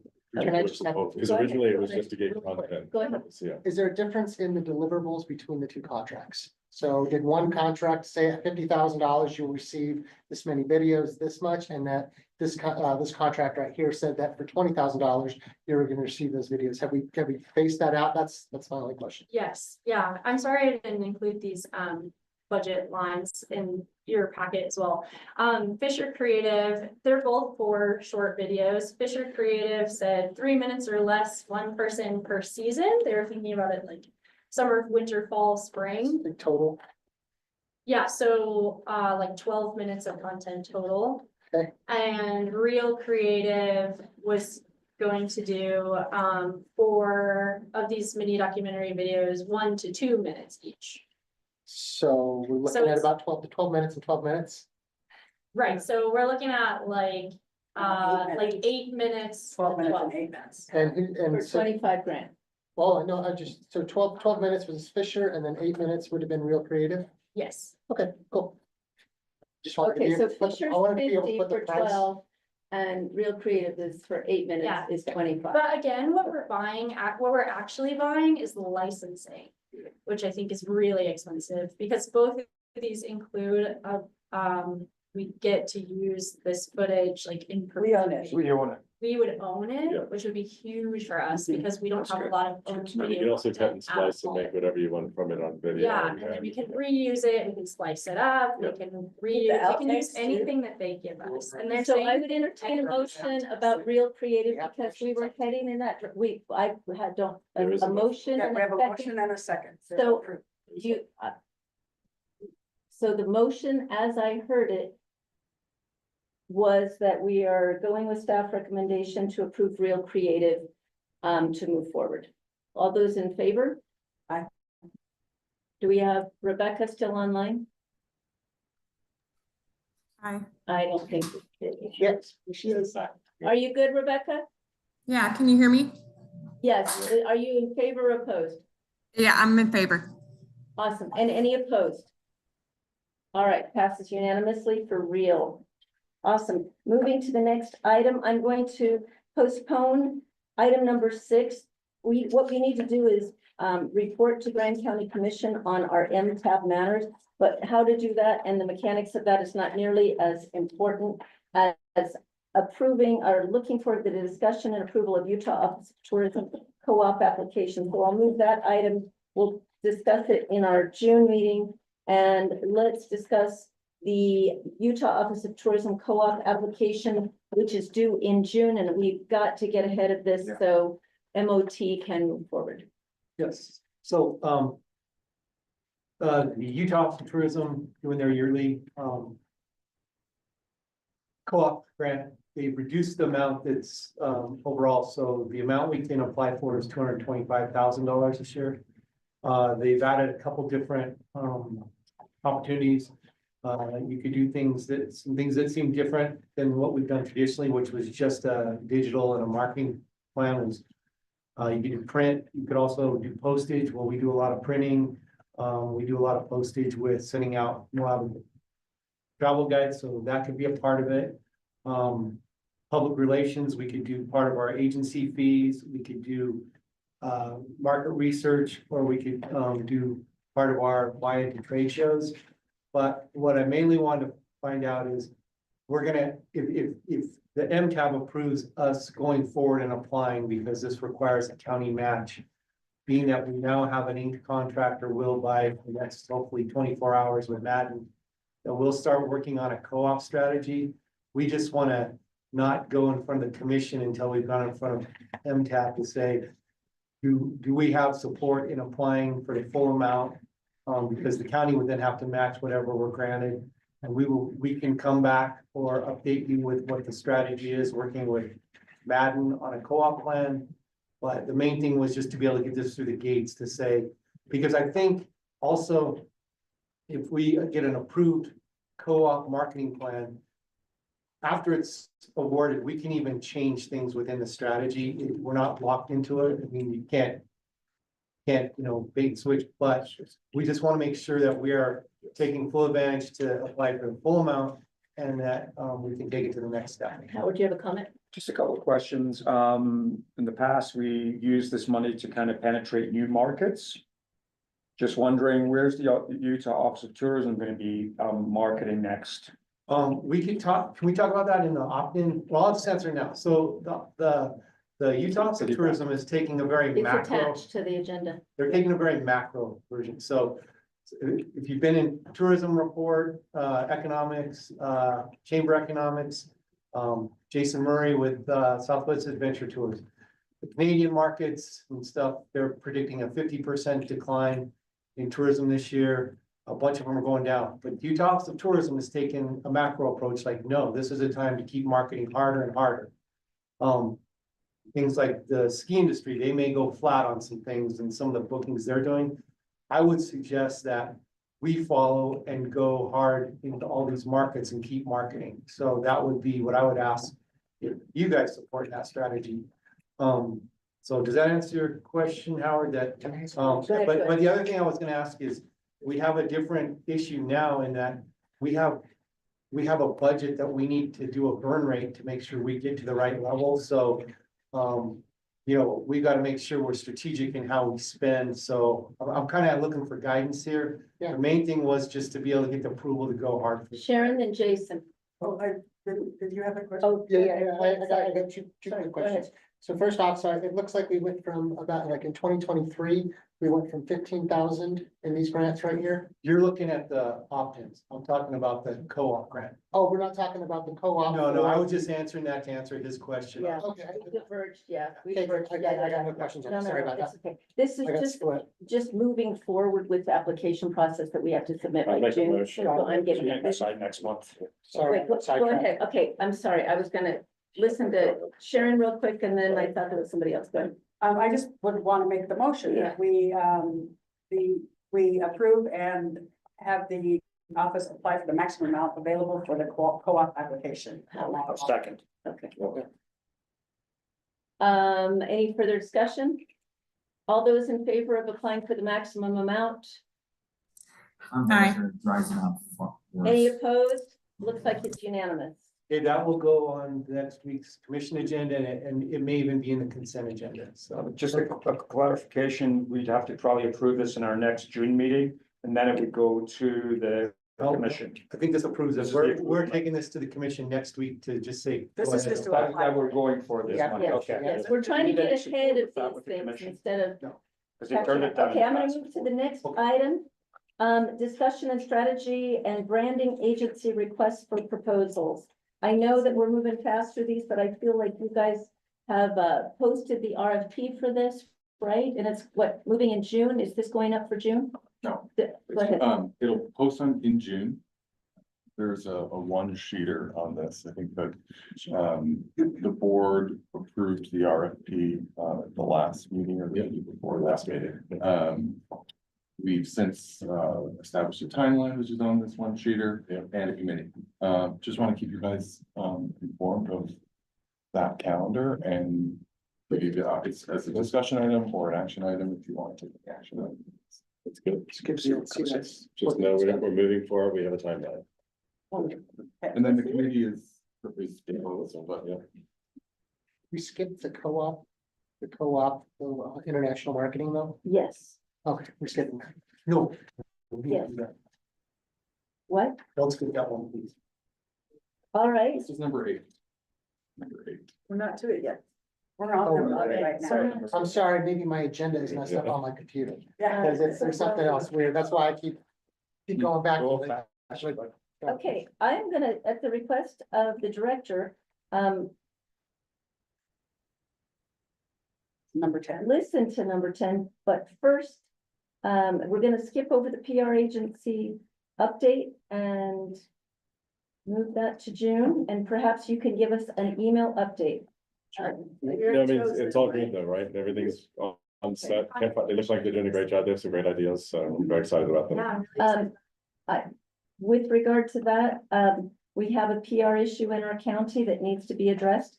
And that's the welcoming message that we need to send to the off-road community. That was not included. A discussion and recommendation of the UOT opt-in options and markets. All right, this is a huge item. I feel like it needs 45 minutes in and of itself. I don't feel comfortable being able to approve it, but I definitely want to hear what the director has to say about it, but go ahead and let's see what we can do. Okay, so this, for some reason this year, they're given a very tight time window. We got this presented on April 30th. The presentations were on May 8th. So what I've done is gone back to everyone we worked with last year and said, how was our performance? Did we take advantage? What do you recommend? I had budgeted $40,000 for this year. And so you all have an attachment that has a grid with each opt-in market. Right now, based on the recommendations from the people we worked with, in Australia, it would be Carry On and the wholesale trade, which is 8,500. And we're still researching this. We're still going through all the decks and stuff, but for Canada, it would be the Travel Week and the Expedia on the tier 1, which would be for 9,900. And you don't need to write this down because I'll call it out.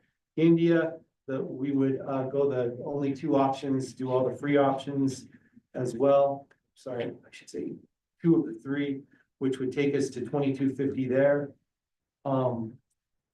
We would do the 1,500 on the China, which is the only one, and that's a market we didn't market to last year. And then in the France market, we would be back probably with Comterre de Voyage, who we worked with last year, at 2,500. Benelux, we would do all the no cost, and then the joint piece with Germany, which takes us to 2,000, which is a total of 29,150, would still leaves 10,850 to go in. One thing is we have a good media person now on board and we can maximize this. So the main thing is we wanted to ask for support to move forward and pick out the programs and then put it in front of the commission to get approval so that we don't miss the window. And what we're trying to do is take full advantage of the big funnel that we get to ride with Utah Office of Tourism, their expertise, and do the highest ROI projects. It doesn't make sense to do all of them because a lot of them are ski-based, but there are other things that we can do out, and there's a lot of decks and a lot of research to do. So starting with the starting research, that's where we are right now. I'm going to defer to you a little bit because you've got more international expertise. We've been trying, there was so much information given us Friday at 5 o'clock. If we can get this earlier, I feel like we can be better prepared. So You're doing great. yeah, I looked at 2023s and then I looked at 2024s, and you said that you talked with them about our performance. What were some of the feedback that you got on it? We performed pretty well. Like Canada, Australia, we had a pretty good presence and click rate. How was our width? Because that was. Well, hold on, we go back to where we messed up was Germany. We didn't, in the overlap and where we were hiring staff, we didn't have a lot of new content. So they helped in some of our older content. I worked with the Office of Tourism and produced it. So we'll have a better shot this year. But we have numbers, they're different in each market. But it's Any idea on exposure. the cost per click or anything like that? They're different in each market. Yeah. The big one that is the emerging market right now is India. And I'll give this in my director's report. If we don't get there. I did a virtual sales mission in India this month where met with Indian travel planners. And that's a emerging market. China, we haven't done anything there. And we think we should do that. We should be in that because that's number 2 in the Utah hierarchy. Am I right, Nick? That China's number 2? It's Canada and China. Yeah, so we're trying to support and map to what the Office of Tourism is doing and pick the best, a mix of travel and trade, because the media stuff keeps getting repeated and shown over. And what was the total last year? It was hard to, it I was think hard. the last year was, I gotta go look, but I think it was 24. Yeah, so we went from basically from 19, or I'm sorry, 15 the year previous to 19. Yeah, the year and then- before was late. And this is being matched by the Utah office. It's not matched, it's just, not matched. I don't believe it's matched, but they But there was a put match. big funds in that we lever on, cause they get all the different counties levering on, so they, like some of these, they have a $50,000 UOT contribution, so it's not matched, it's way over matched. And just for my, just so I can make a couple of recommendations. I mean, I agree with the Utah Office of Tourism, right? Like, just put your foot on the gas if there's an opportunity, right? And if we're looking at Canada being a market where people are gonna be soft on, right? I mean, it will come back and there's no reason that we shouldn't put our foot on the gas. Second off is Australia, and you talked about the winter market. I do think that the Australians have always come here for the ski market. And I do think that, and I believe that we've done a partnership with Park City in the past, and I think that we should do that again, to where we're actually asking people, hey, on your on your ski vacation, don't forget to come down to Moab. Because this winter right here was a perfect example of a great opportunity. We had amazing weather and they had terrible snow. Yeah, Right, and so people who have already planned their trips to the United States, right, we could have been pulling in some of that winter market. yeah, and they're doing matchups with like ski clubs and stuff, so yeah, absolutely. Howard, you have a question? Couple of points. I think it's advantageous to really watch where the state's going because piggybacking on their marketing, it's very effective. And that's been a proven thing in the past. The Australian market, I suggest that your office reaches out to my employer, perhaps. I won't vote on anything, but they already have sales presences in Australia. We have offices there. So I think it's a great, perhaps joint venture that you could consider that might help get some Australian visitors over here. Extended itineraries. So can we make a motion to approve this? We're just recommending, it's a recommendation. We're just gonna Or recommend to the, that the office. do you need a motion? Go ahead with the motion. What do we need one? We'd like to take it we would like to go to the commission next to get approval. I think, let's entertain a motion. Okay, I recommend that we approve this unless someone has a better idea or more contacts or different contacts, which it doesn't seem like we do. So following the state seems like a great idea. So my motion is to approve the 29,000 expenditure to keep our reputation going in all these countries through this process. Ashley's made a motion to approve the $29,000 expenditure. It might Can you- be Can amended. you change the motion to the 40,000 that was Yes. budgeted in I'm case sorry. we want to add what Brian want said, more? the winter programs and things? I'm sorry, yes, I amend the motion. Up to 40,000. The motion is Sure. to Yeah. approve, recommend up to $40,000 spend on, what are we calling this? Utah Office of Tourism opt-in, international opt-in. Utah Office of Tourism opt-in. Ashley's made a motion to approve up to $40,000 in Utah Office of Tourism opt-in options and markets, and Wendell has seconded the motion. Do we need any further discussion, even though we could use more? All those in favor? We're unanimous. Thank you.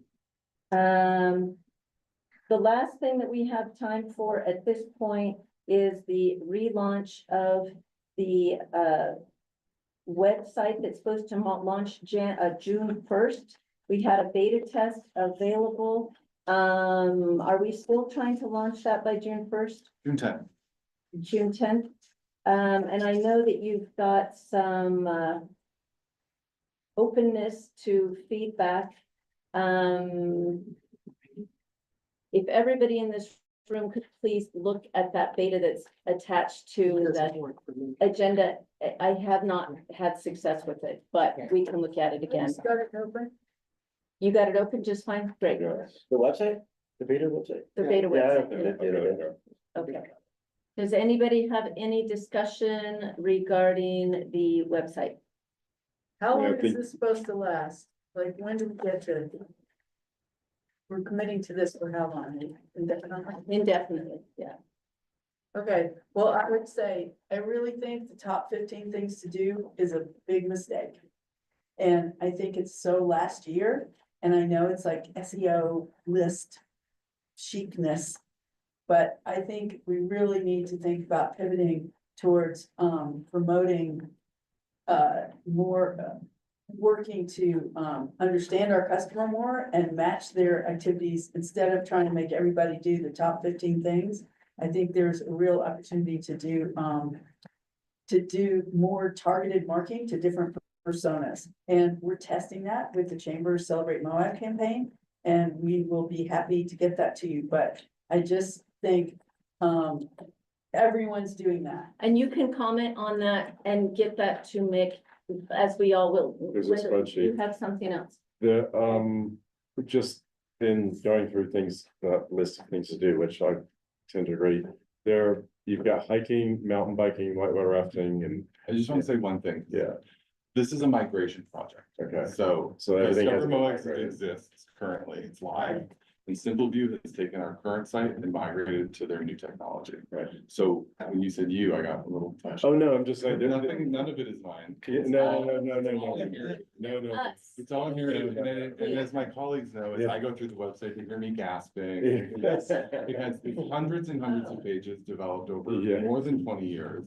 But we have to remember what this project is, which is to get a technology that is easier to update and that we could start to change. The content. The first is to migrate it, which Okay. we hope will go live on June 10th.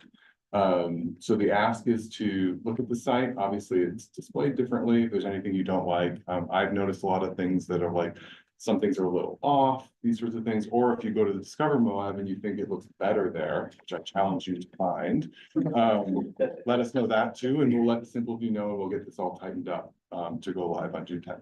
Separately from that, as I noted in my email, in the branding project, one of our requests is to, a website review is one project, but it would really, that project would go to what you're saying, Ashley, which is a larger branding discussion about who we are, what our story is, and then as we look at all of our channels, how we want to disseminate that information, which would,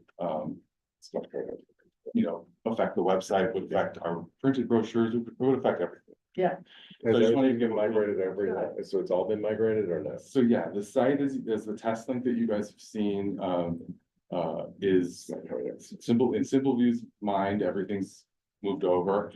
I'm going through systematically and making sure that everything's changed and then making little tweaks. But if you see a picture that you think is blurry or There's something no, you don't there's like. no ATV and there's no GP at all. Not true. I can't find it. So I can help you navigate. Okay, yeah. If Well, if you go go to to- things to do, it shows everything but. That's off of 4x4. So I updated, in top 10 things to do, I added that today, anticipating this. It is down with all the other activities, hiking, If mountain you go to the biking, main, if you go to the off-roading. main page, you got hiking, mountain biking. It's up there. See? So, but the point is that we're not really, You go to- Yeah, you're but kind I'm of, just saying, if you it's get all confusing these. because if this just is a platform change and you're asking us, does it function? Then that's one question. Yeah. If you're asking us what we think of the content, and how the content is displayed, that's a different question. Yeah. I hope I was clear in my email. Maybe, and yeah, And maybe it wasn't, but I think it said reminder.